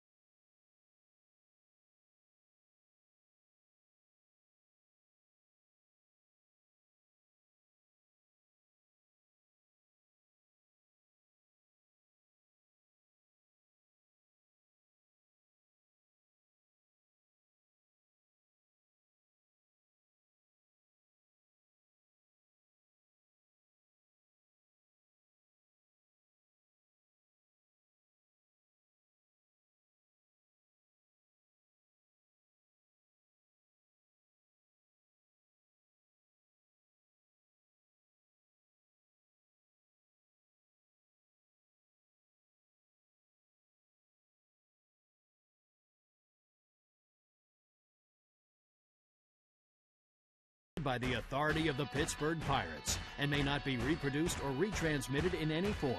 And the accounts and descriptions of this game may not be disseminated without the express written consent of the Pittsburgh Pirates. Gregory Polanco. Get used to seeing that because he's got a lot more of those left in him. And he caught it right there. That's the man who got the Polanco home run ball. And the reaction scrolling down below from Twitter.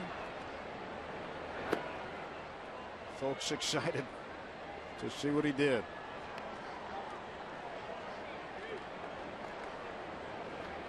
And why shouldn't they be? He is certainly worth it. Worth coming out and watching.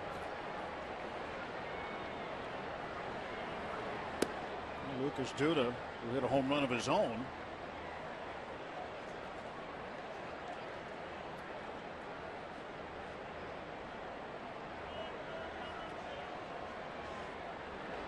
Two balls and no strikes to Duda. Now it's 2-1.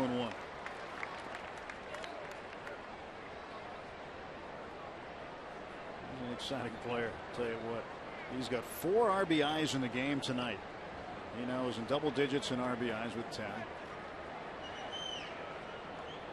the lucky guy that caught the ball. Oh, scattered a couple of his Mets teammates over there in the first base dugout. But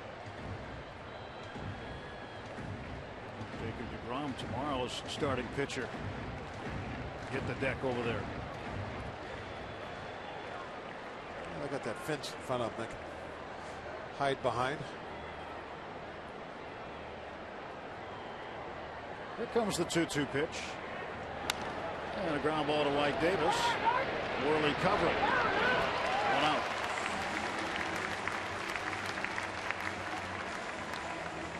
Ralph Kiner Day on Root Sports continues after tonight's broadcast on a special Inside Pirates Baseball look back at Kiner's career as a Hall of Fame slugger, a distinguished baseball announcer, and a known name among the Hollywood elite. Inside Pirates Baseball, Ralph Kiner tonight at the postgame on Root Sports. How about where the photographers were in that shot? Right there. They were close. The dirt circle. They just had a camera instead of a bat. Well, this gentleman here, he's fine, which we're very happy about, but his camera lens, the one that's over his shoulder, might not be. That's the one that got the foul ball in the lens.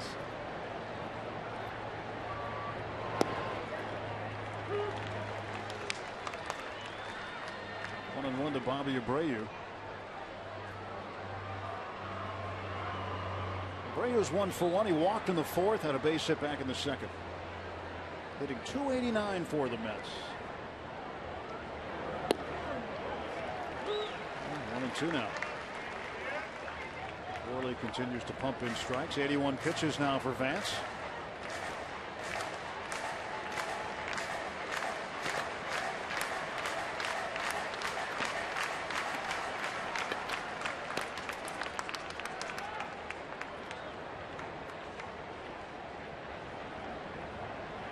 And the 1-2 coming.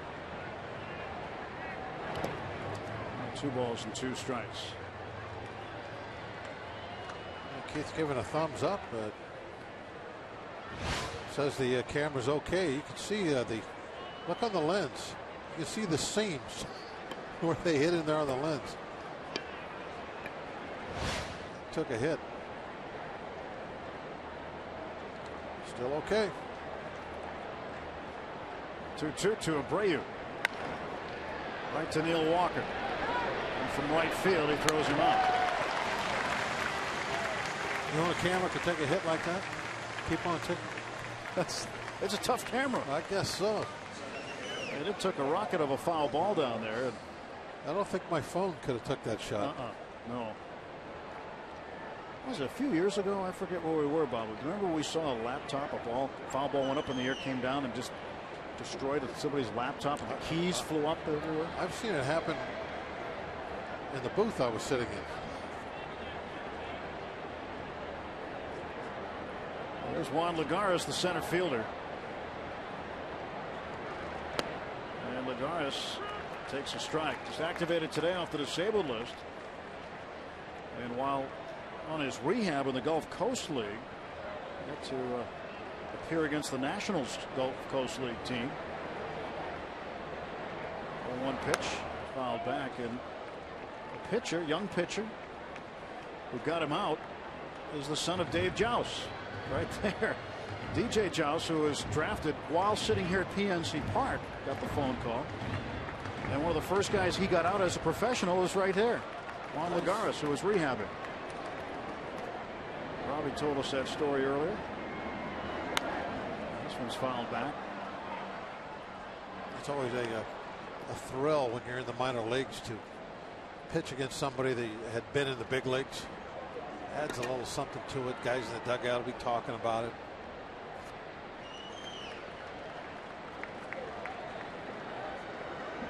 Oh, 2.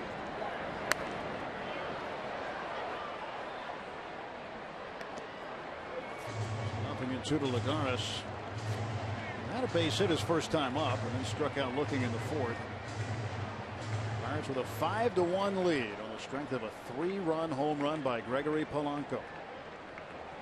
Worley's 0-2 pitch up high. And Worley contributed as well with a base hit of his own.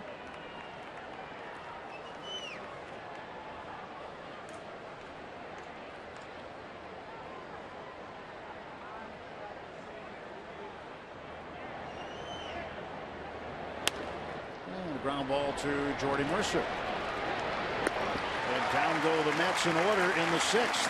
Making it look easy, isn't he? So far so good for Vance Worley. Bucks up by 4 runs.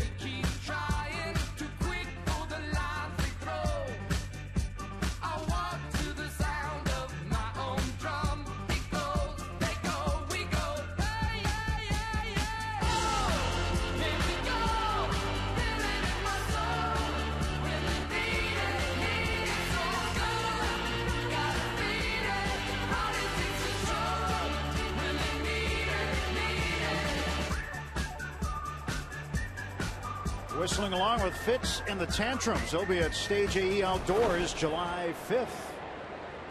And we go to the bottom of the 6th inning, 5-1. And the Walker is at the plate. He takes a strike. These folks are waiting for the fireworks. River was pretty high today, moving quickly. It's calmed down a little bit since. It's moving. Where it was really this afternoon, it was flying. Yeah.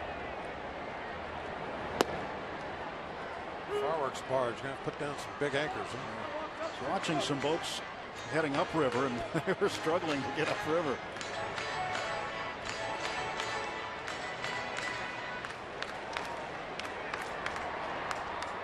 They're looking for a hit.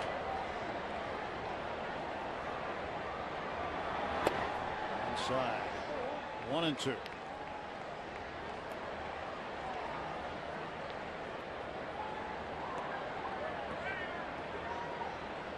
Vance Worley through 6 with a 5-1 lead. Walker down on strikes for the second time tonight. One out for the Pirates. Kids Day this Sunday. Pirates and Mets will wrap up this 4-game series at 1:35, and all kids 14 and younger take home a Neil Walker poster thanks to PPG Industries. Come early for the #1 Cochran Family Fun Zone on Federal Street. After the game, kids get to run the bases, presented by Kennywood. Pirates.com to get your tickets.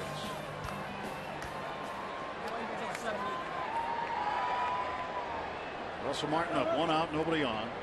Rush is 0 for 1.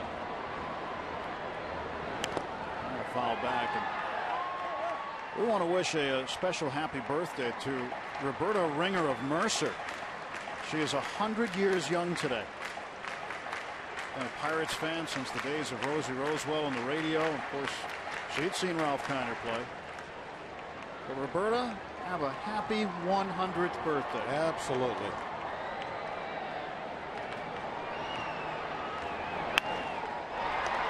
Whoa! Short hop, backhand by Wright.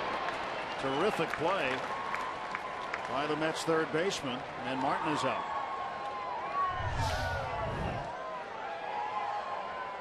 Hit hard, nice play. Shorthand, and now he's got plenty of time to make the throw across the diamond.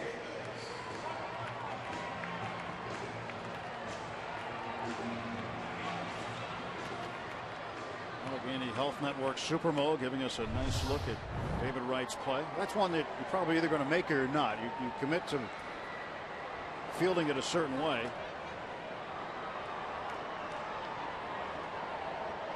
Now Mike Davis up for the third time.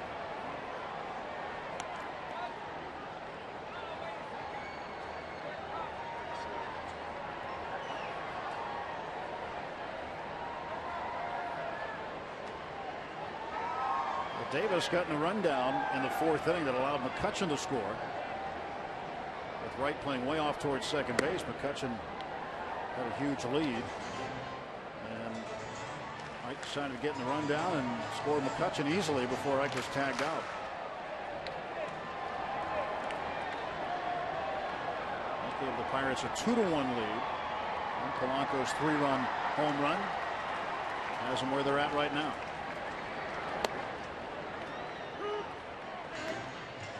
2 balls, 1 strike.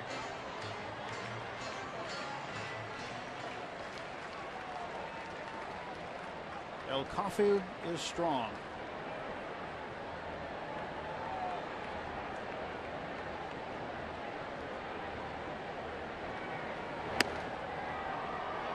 Davis takes another one upstairs.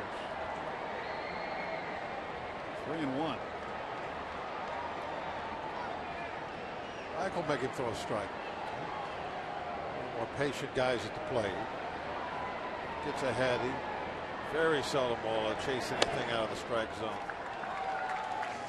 Davis walks for the second time. As he heads down to first, we say hey to Robbie. Well, we talk about Ralph Kiner today all throughout the broadcast, and we have a tie-in with Pedro Alvarez and Ralph Kiner. Last season, Alvarez had 36 home runs, becoming just the 5th Pirate in franchise history with back-to-back 30 home run seasons. And look at the list that he joins. Look at the other 4. Brian Giles, Jason Bay, very good Pirates. And then Stargell and Kiner to be represented in that category is a pretty cool thing. And I'm sure Pedro would have to be honored to have his name mentioned with Pops and Ralph. I'm sure he does. A lot of great hitters. Pirate history. I think that's really what the Pirates have been known for over the years, is their hitters. This is well hit. Rounding second, heading for third is Davis. And Alvarez, his second base hit. Pedro's 2 for 3. 2 outs, runners on the corners. I thought off the bat that might have a chance of shooting through the gap. Line drive right out into right center. We're able to cut it off though and make sure I could go no further than just third base.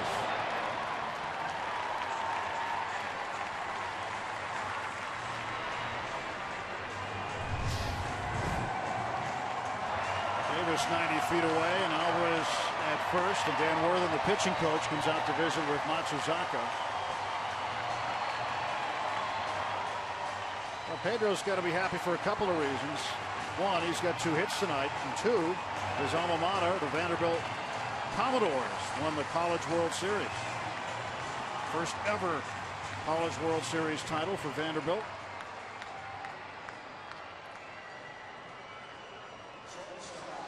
Well, they must have some pretty good players. Some more big leaguers, perhaps, coming from Vanderbilt. I think so.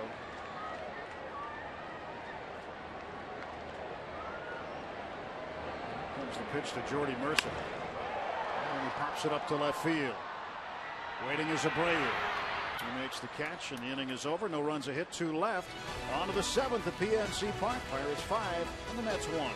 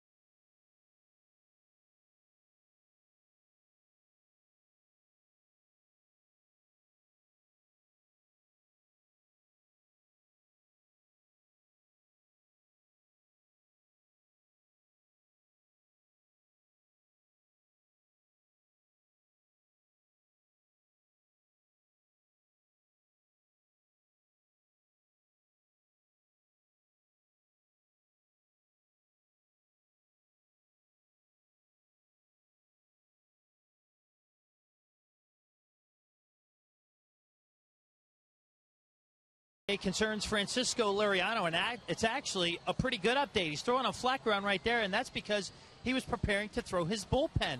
He threw 30 pitches today, used everything, all his off-speed stuff, fastball, the whole 9, in the 30 pitches. The plan going forward is for him to throw from flat ground tomorrow, and then the ultimate hope is that Sunday he'll throw another bullpen, a more extended pen from both the stretch and the windup. That's obviously important, Tim and Bob, because he's dealing with the oblique issues, and they obviously take a long time to recover from. So they'll reset after Sunday, provided that he feels well again tomorrow and is okay after throwing from flat ground. So we're inching closer. It's taken a while, but these things do take a while. But all signs have been pointing to a Liriano return here if they continue on track at some point. Yeah, teams are always careful, extra careful at times, and most of the time, with their pitchers. They want to take time. They don't want to have them go out there, tweak something, and then be on the DL again and miss more time. So they want to be 1,000% sure. So Liriano, Robbie accurately described, inching his way back. Off the glove of Alvarez, and d'Arnaud will be aboard. Travis d'Arnaud, leadoff base hit. 6th hit for the Mets.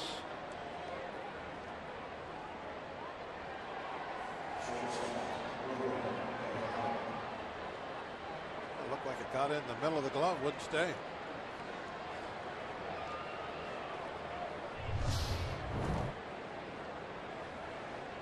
Leadoff man aboard for New York. Former teammates there, d'Arnaud and Davis. Nobody out, and the batter is Ruben Tejada, the shortstop. Tejada fouls it off. Tejada was hit by a pitch in the 4th and had a base hit back in the 2nd inning. So 1 for 1 for Tejada.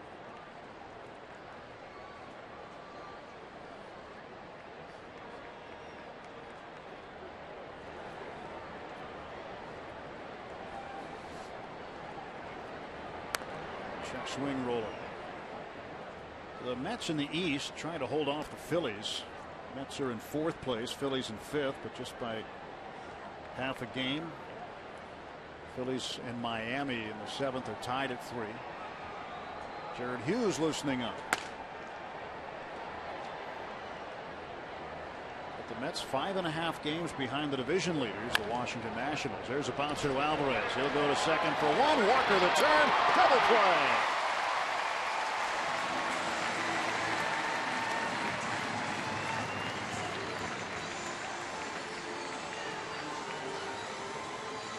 Pirates go around the horn. And they get 2.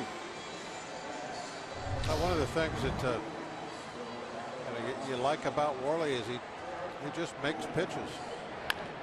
You asked me that earlier. You saw the shot of the strike zone there in the corner before he made that pitch. See the baseballs, they're all on the very borderline. That's what I think he does better than anything else. He stays out of the middle of the bat. He changes speeds, keep guys off balance. And very seldom does he wander out into that heart of that strike zone. But when he does, his pitches still seem to have enough character about him that every one of them isn't hammered somewhere. That he'll get away with several pitches in the heart of the strike zone. The Pirates defense helping out their pitchers for the most part lately. 8 double plays in the last 5 games. Kirk Neuenhuis pinch hitting for Daisuke Matsuzaka. I love the way he rattles the glove, too. That's key. The rattler. Watch. Right there, right there. There's a little rattle every time. This foul ball will end up just out of play.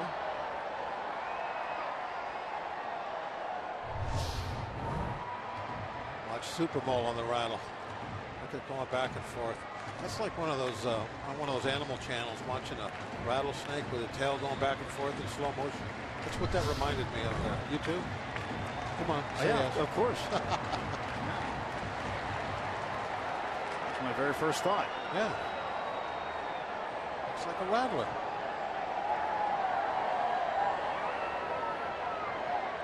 Nothing in 2 to Neuenhuis. You know what even makes it more when you get the center field shot. You can see the 2 fingers over the ball as he rattles it back and forth. Yeah. Looks like fangs. A pit viper. Watch, look at his glove when he does the rattle. You can see the fangs. There they are. See them? Very reptilian. Yeah. Neuenhuis to right field. Polanco will play it on a hop. Good break. He thought about maybe trying to make some kind of play on it. Came in immediately. A little too much topspin maybe on that ball. There's the fangs. Give it a rattle. Give it a rattle. There it is.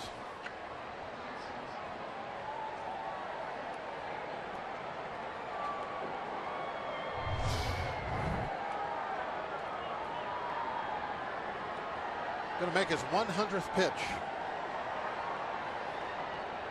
To Curtis Granderson. 2 outs, runner aboard. Up in the air to center field. Can of corn from McCutchen. No runs, 2 hits, 1 left. Stretch time. Vance Worley through 7 again. Don't tread on me. And the Pirates with a 5-1 lead at the stretch. Fans, it's time for the 7th inning stretch. We invite you now to stand, follow the bouncing Eaton Park Smiley Cookie, and join everyone watching at home on Root Sports as we sing "Take Me Out to the Ball Game."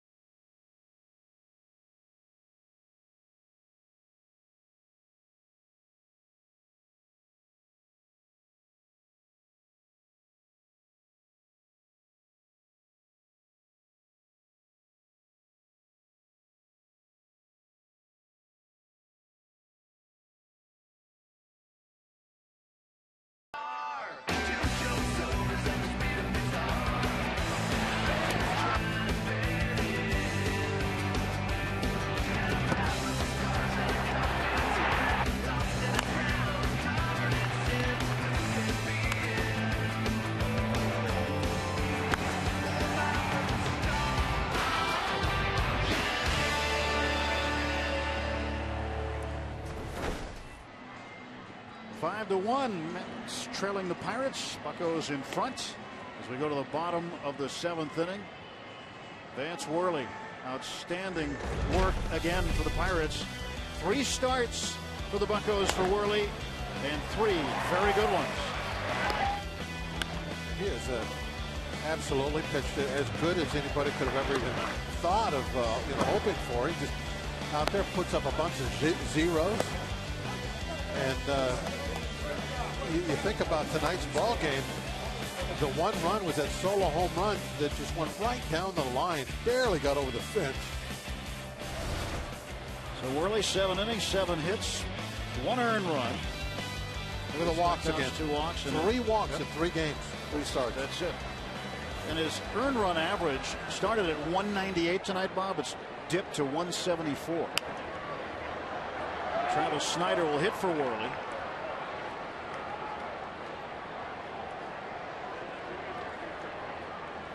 Well, Vance in line for a win here tonight. He's got time to like a little neck rub.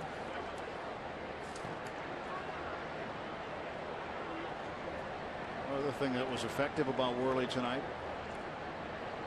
First pitch strikes. And Snyder the other way with a base hit. Pinch hit single. What's new? Another pinch hit. Yeah, Snyder gets the hit off of Carlos Torres, the new Mets hurler. Bench monsters.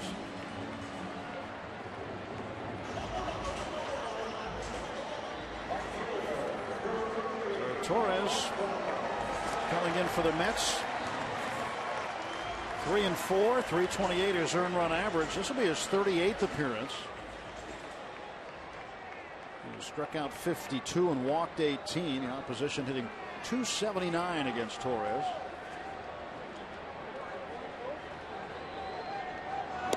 Polanco, what'll he do for an encore? 4 RBIs tonight for Gregory Polanco.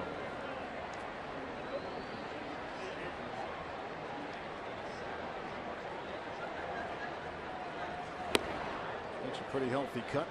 1 ball and 1 strike. Polanco, his first home run at PNC Park, a 3-run shot of the 5th. Second home run of the year. He walked and stole a base in the first. We'll take a pitch inside, and it's 2-1.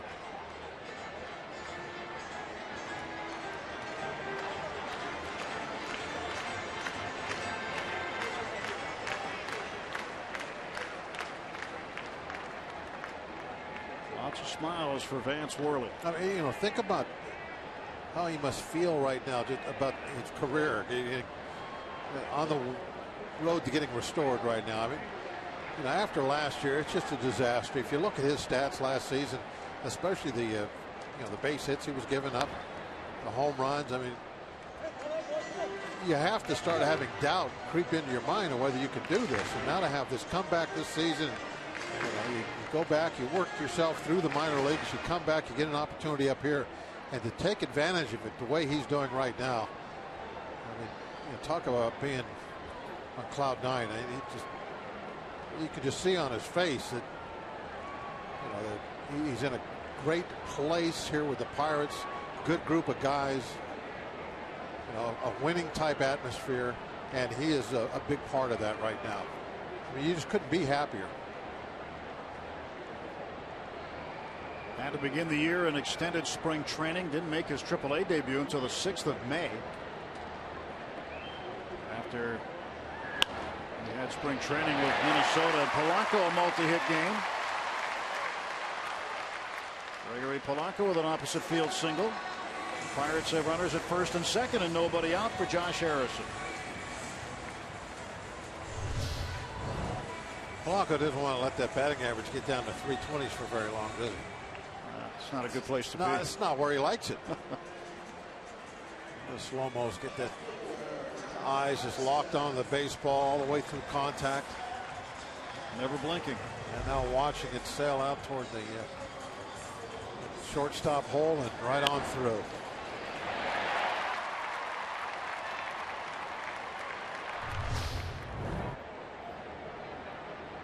Josh Harrison's 0 for 3. He'll bunt the ball down to third.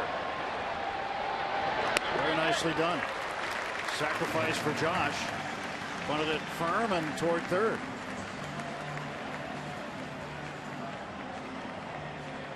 MLB.TV Premium, the #1 live streaming sports service, celebrating 12 years. Join the millions of subscribers. Watch every out-of-market game live in true HD on over 400 devices. Visit Pirates.com for details. Yeah, Tim, you said firm and at the third baseman, and that truly is textbook in that situation. You make the third baseman handle the ball, and you've done your job. What you've been asked by the manager to do, move those runners over, and that's Josh Harrison in a nutshell right there, doing whatever the job calls for to win the ball game. Andrew McCutchen will be walked to load the bases, which is a situation that Walker loves to hit in. He thrives with the bases loaded.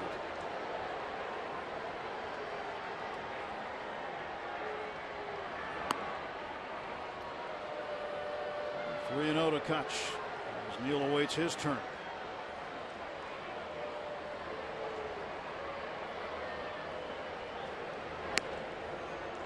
Kutchen down to first. Bases full of Bucks for Walker. One out. A real solid chance for the Pirates to add on now. As Neal 0 for 3 tonight. He struck out twice and popped up to Tejada, the shortstop, back in the first inning. But as you mentioned, Bob, he does a good job with the bases loaded. His numbers are solid. 409 with 2 grand slams in his career. 1 for 7 this year. Looking to be a little better this year, but overall he's been very good with the sacks full. Now this is one of the important parts of this ball game here tonight, and really you can almost say it every night, is Walker with runners in scoring position. And this is one of the reasons I think the offense really going to click so well this second half of the season. You're going to have so many opportunities like this with the Neal Walker hitting behind all that speed. And Walker ground ball to second. And the double play ends the inning. Not tonight. Hasn't worked out. So not the at-bat Neal wanted. Vance Worley out of the game after 7.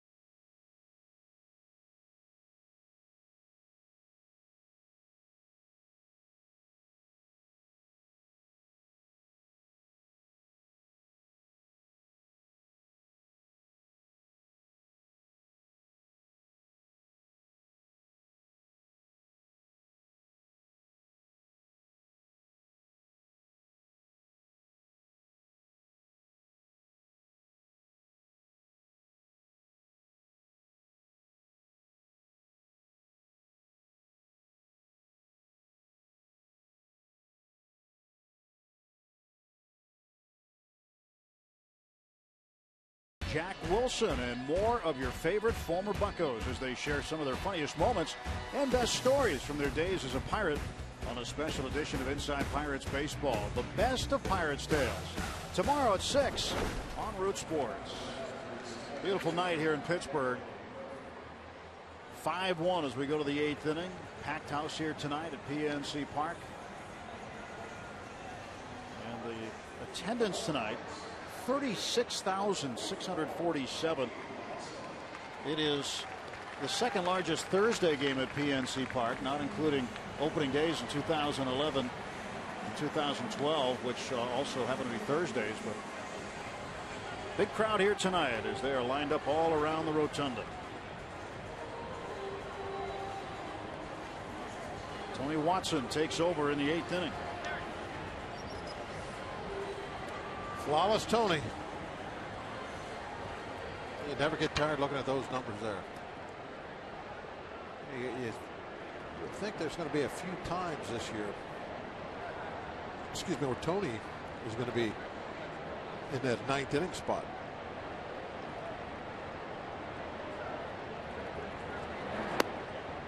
Facing Murphy and delivering a strike. When Grilli lost the closer's role, Clint mentioned that Watson would get some chances occasionally.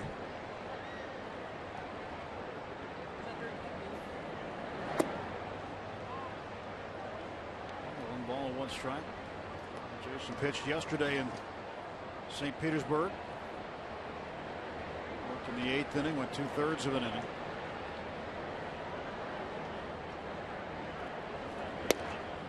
Murphy, swing and a miss. Tony Watson has been, as we tell you all the time, he's been very, very good. He's been one of the best in the business at what he does. And you hope that gets recognized next month. You hope that he is selected to go to Minneapolis for the All-Star game. It's always tougher for a guy that's not a closer to make that All-Star team. But I think his stats will speak for themselves and definitely get some consideration. Harrison's not going to get this one. Murphy will round first and head for second base, and he will stop with a double.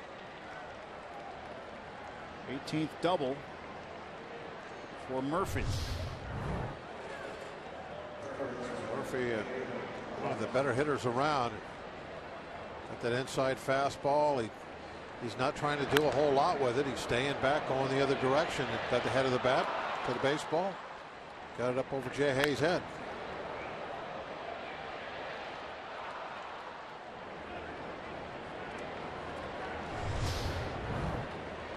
Leadoff man at second.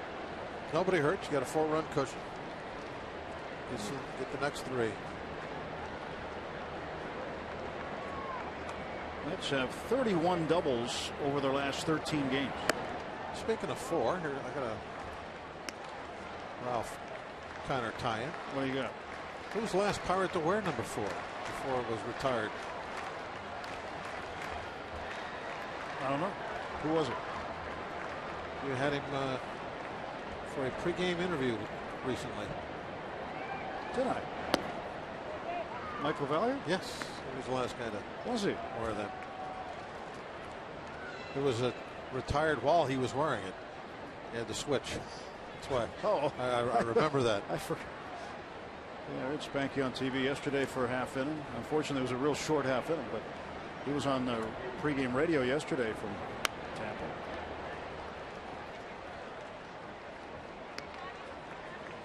A good little piece of trivia there. I kind of tied in. He was with us yesterday. It's Ralph Kiner night. And we got a 4-run lead. But 44 is on the mound.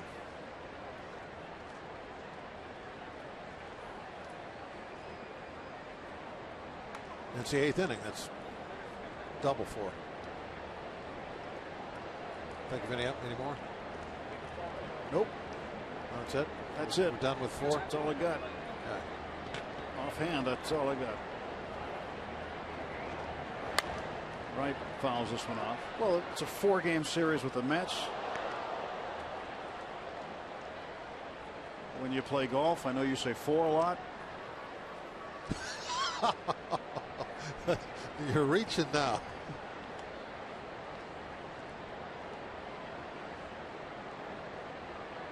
Two and 2 to David Wright. Watson's pitch. Move it in. Fills up the count at 3-2. Detroit's beating Texas 4-0 in the fourth, incidentally. It's the fourth piece of gum that Punch chewed tonight. This inning. 13 pieces, he told me one day. Where's the 13 a night? You might have been pulling your leg. That's down the line. That is going to get a run in as Murphy will come around. And this, for Tony Watson, is the first earned run he has given up in a ball game since April 22nd.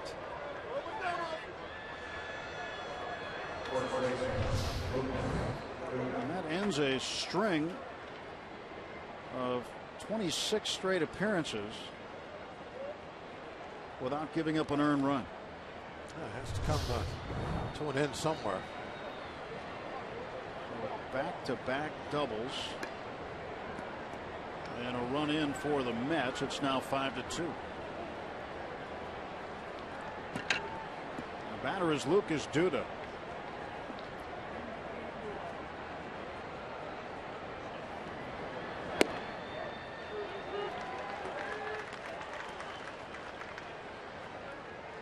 Duda tucked that home run inside the left field foul pole just over the short wall. Back in the fourth inning for the Mets' first run. It was his 12th home run of the season. That's a strike.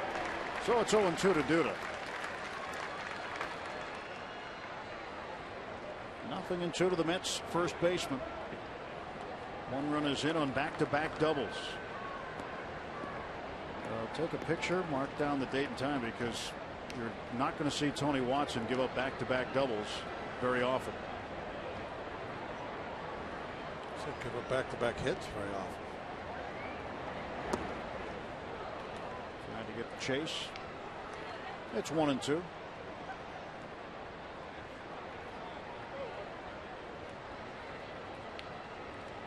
We've gone more than 2 months without giving up an earned run.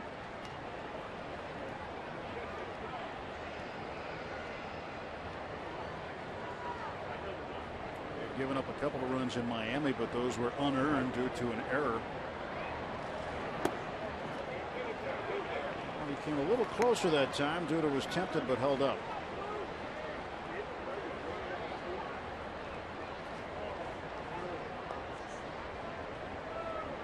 You think you made a pretty good pitch with a breaking ball and the hitter lays off of it?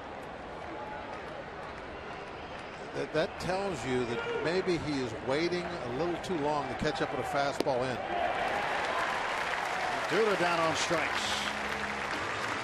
And there's one gone for the fastball in and a swing and a miss. Vance Worley outstanding again. He's had 3 good performances for the Pirates. Vance, congratulations on your outing tonight. You got to be feeling pretty good. Thank you. Yeah, feeling pretty good. Tonight was a battle for me. I got to give you some numbers here. You might be pretty surprised at this. The lowest career batting average against in June since 1914. You're on a list coming into the game, just 201 against you. Sandy Koufax, Herb Score also on the list. I mean, you've got some of the better pitchers. What is it about the month of June in Vance Worley? I don't know. You know, we're all challenging ourselves out there, each starter trying to get better each outing and push each other to one-up each other, basically.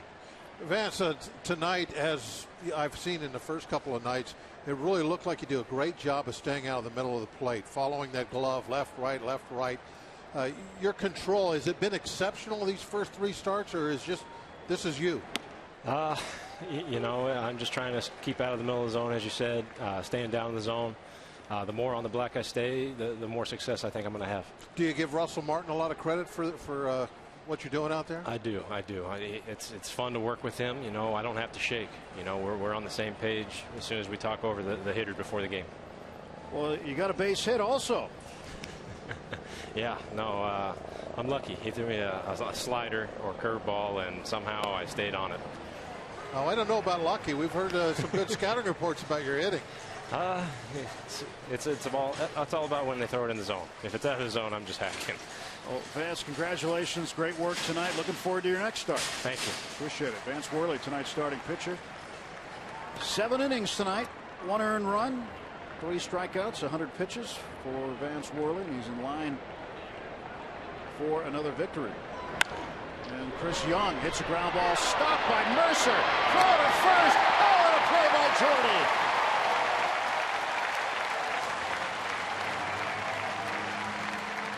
That was outstanding. And Chris Young looking back saying, who was that? How did I get thrown out on that one? Right off the very end of the bat. He tried to pull a pitch away from him.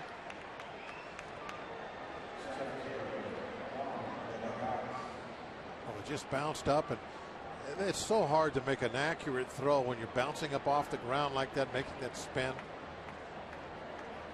Tonight, keeping his foot right on that outside corner of the plate. That's the base, rather. It's a very nice stretch by Ike. He waited. You know, he didn't get out there too soon and then have to reach for the ball. He waited to see where that ball was going so he could step, you know, way up toward right field, and that way he could have that maximum wingspan to get out there and make that catch.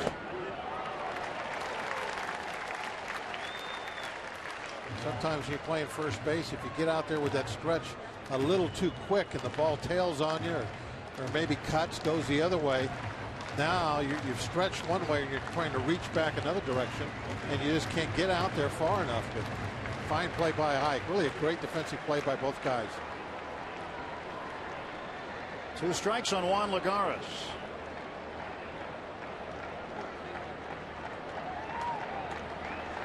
Got him. Tony Watson, 2 strikeouts in the inning, gives up his first earned run since April 22nd, but terrific defense by Jordy Mercer. We'll go to the bottom of the 8th, the 5-2 Pirate lead.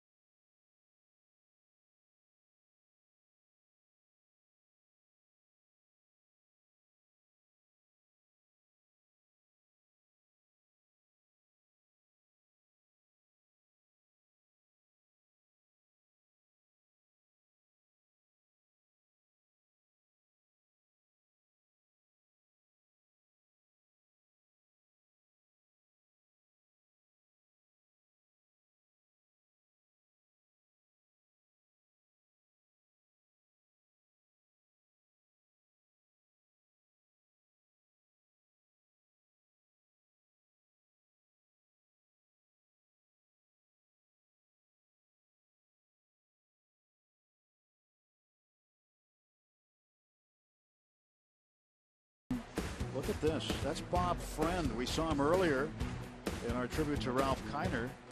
And there's Bob as a player and teaching the finer points of pitching.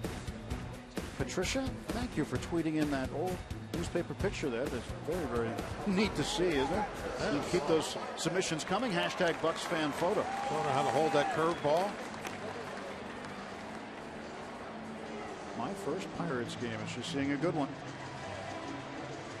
Chris Young remains in the game for Bobby Abreu playing left field.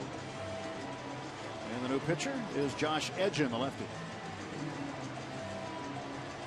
Edgin's numbers aren't too shabby. Many innings of work yet, though.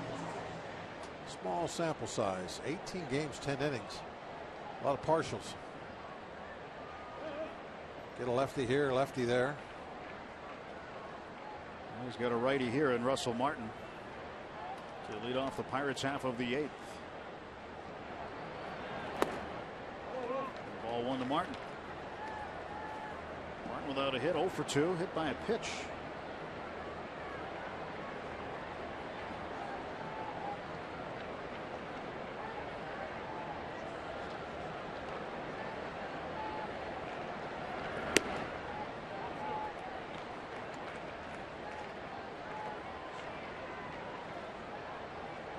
Nice to get that 1 run back.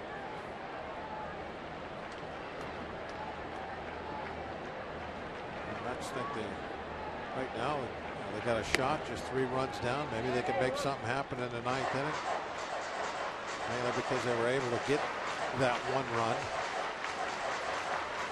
Knock a little air out of them right here. You get it right back.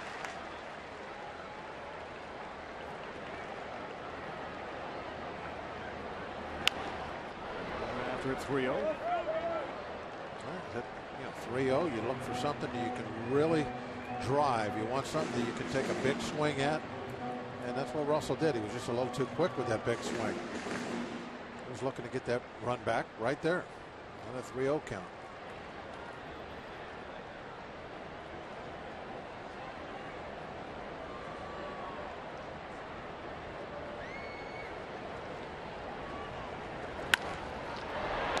Shot down to Tejada. One gone. Martin 0 for 3. Well, 1 out for the Pirates in the 8th. Just a reminder as you enjoy a cold one to look forward to Miller Time later in tonight's game, brought to you by Miller Lite.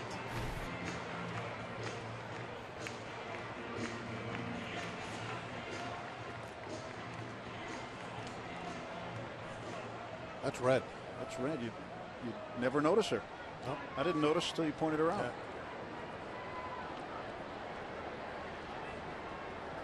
Yeah. Red hair. Nothing to see here. Mike Davis takes a strike.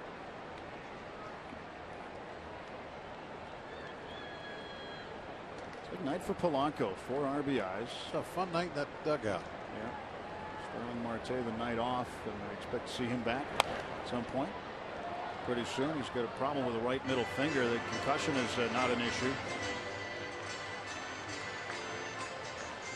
Let's put that oven mitt back on. Huh? Well, and Clint Hurdle was asked an interesting question today prior to the game about guys sliding, because on the road trip we saw Polanco need a little bit of help. We saw McCutchen, who needed some help from the trainer, and of course Marte on a play at second base on a stolen base attempt. As Ike lifts this one in the air to shallow left center. Chris Young will make the catch, and there are 2 down. And what Clint said about whether they want to mandate whether or not these base runners slide feet first or not. He said, I don't want to take away the backyard mentality of them and trying to make the play the way they feel they need to make a play. Well, I mentioned a couple of days ago on the air about comparing it to the home plate play. I mean, for every catcher that I've seen get hurt in a home plate collision, I've seen dozens of guys get hurt going head first into a base. So, I'll just say again that if you're going to make rules for plays at home plate, then that a lot more people have been hurt going in head first into bases. So, I don't want rules either way. I don't want them at home or on the bases, but just pointing out that they might make some kind of a rule change someday. Well, Pedro's aboard. And that would have been a very, very tough play for David Wright in the ship.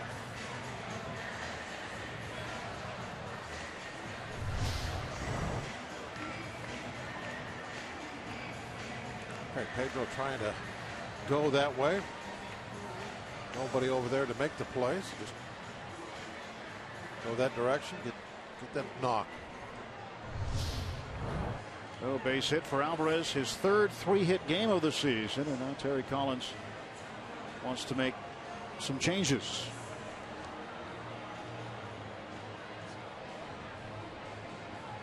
So a pitching change. We'll take a timeout.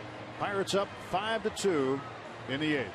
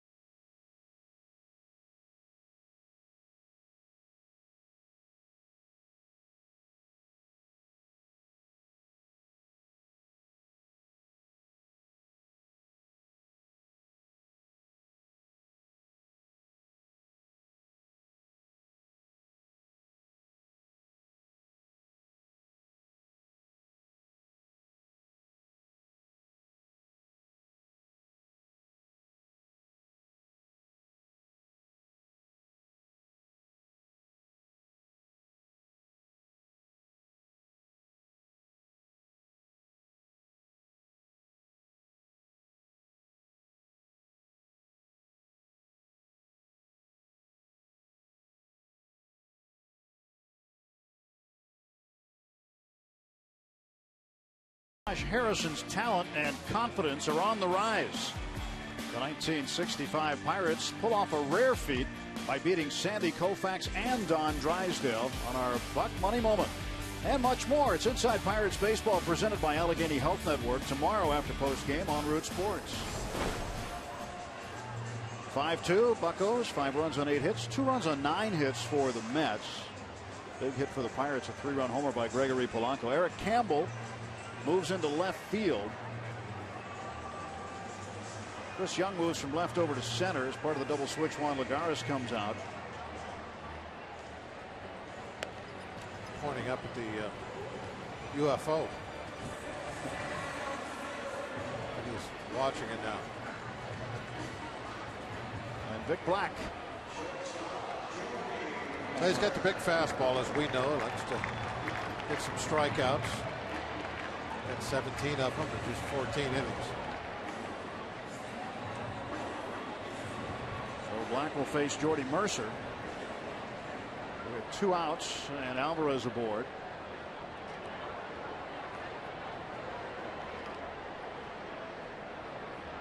And there is a we can't see it right now, but there is a drone over the field right now. It's just about straight over second base. It is way up there. It's a first for me. You're not the only one. It's got navigation lights on it, looks like. Red and green. Yeah, there he is. There's the drone up above PNC Park. It looks like he's over the outfield right now. Yeah, it's moved back out over the bleachers. I think there's somebody down by the edge of the river, it looked like, flying it.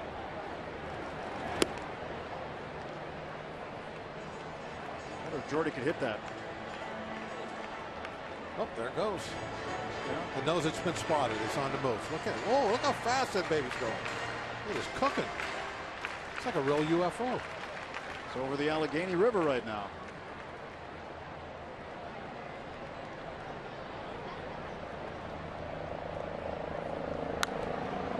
Foul back, and you hear the helicopter. He's not over the stadium. If he was, it'd be a high chopper over the mound. There's the controller.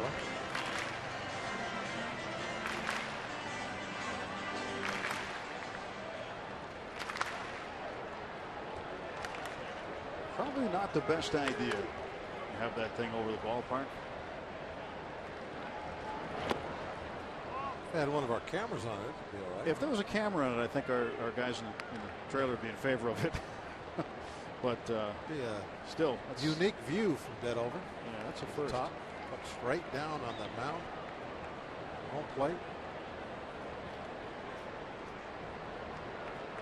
Be like a blunt shot. 1-2 to Jordy. In the air to center. Toward right center is Chris Young. He'll make the catch, and that does it. So Vic Black comes in, gets the final out of the 8th. We are heading to the 9th, and Mark Melancon coming on.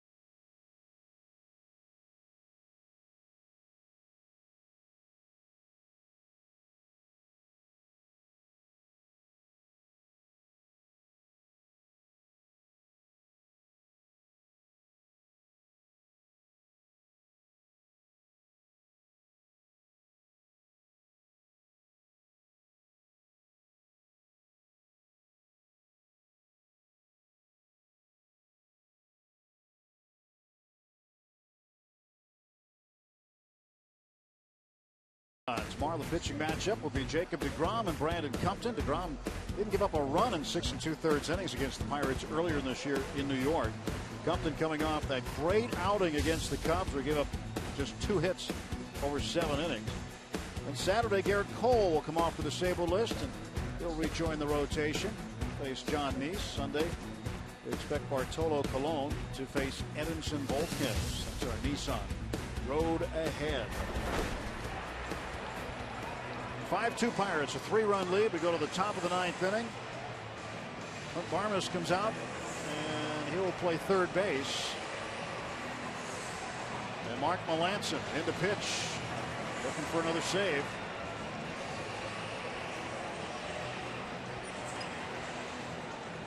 Mark looking to save this one for Vance Worley. Worley, the pitcher of record of the good. Daisuke Matsuzaka's on the hook for the Mets. Cole ready to go. He's going to come off on Saturday and will be activated and will pitch that 4:05 game.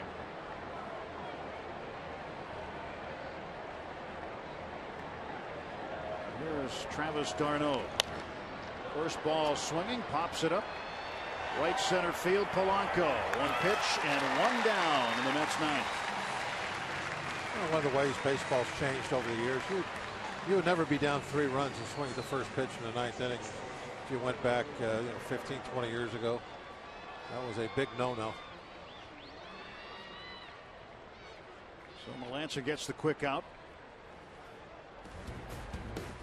And the batter will be the shortstop, Ruben Tejada. Goes trying to wrap this one up, looking for win number 40 on the year and to get back above 500. That's the automatic strike right there. He's taken all the way after 1 pitch out. Should have been automatic 1 pitch ago. Yeah. You make a good point.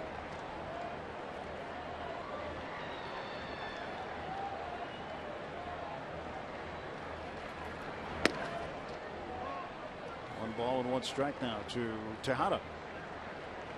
Get into a double play in the 7th inning.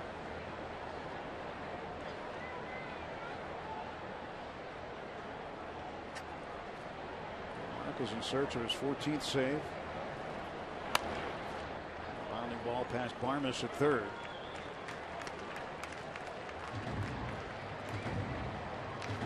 There you go.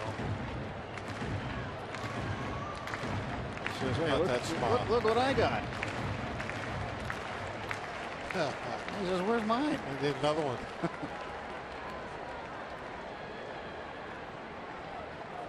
He'll share. That'll be a special game of catch tomorrow. Jordy Mercer has it. And the Pirates are an out away from wrapping up game 1 against the Mets.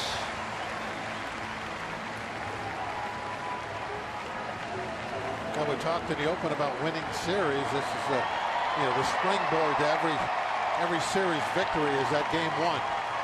Got to win 3 to win the 4-game series, and this makes it much more likely to happen than in this first one.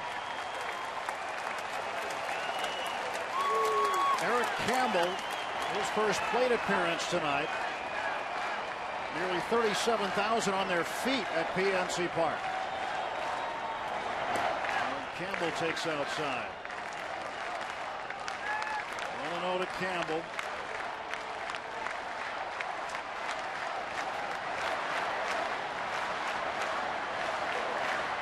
Called up on May 10th from AAA. And a ground ball to the right side. Walker tackles it, throws to first. He got him! Terrific play by Neil Walker. A 1-2-3 ninth. And it's a winner for the Buccos tonight. They go to 40 and 39, back above 500. Gregory Polanco, a 3-run shot in the 5th. And Vance Worley, his second win as a Pirate. Absolutely a fantastic game with this big crowd like this. This is a kind of a special win. You come back off that road trip where you were able to take 4 of the 6 games, get the W here with Polanco as one of the heroes. The crowd, of course, is going to love that. And that was just a fitting way to finish this game with a fantastic play by Walker. A good baseball game tonight by the Pirates. Did everything right. Hitting, fielding, pitching. A lot of fun to watch. Melanson's got his 14th save on the year. So the Pirates win it 5-2. Let's send you back to our Root Sports studios where Dan Potash and John Wayner are standing by.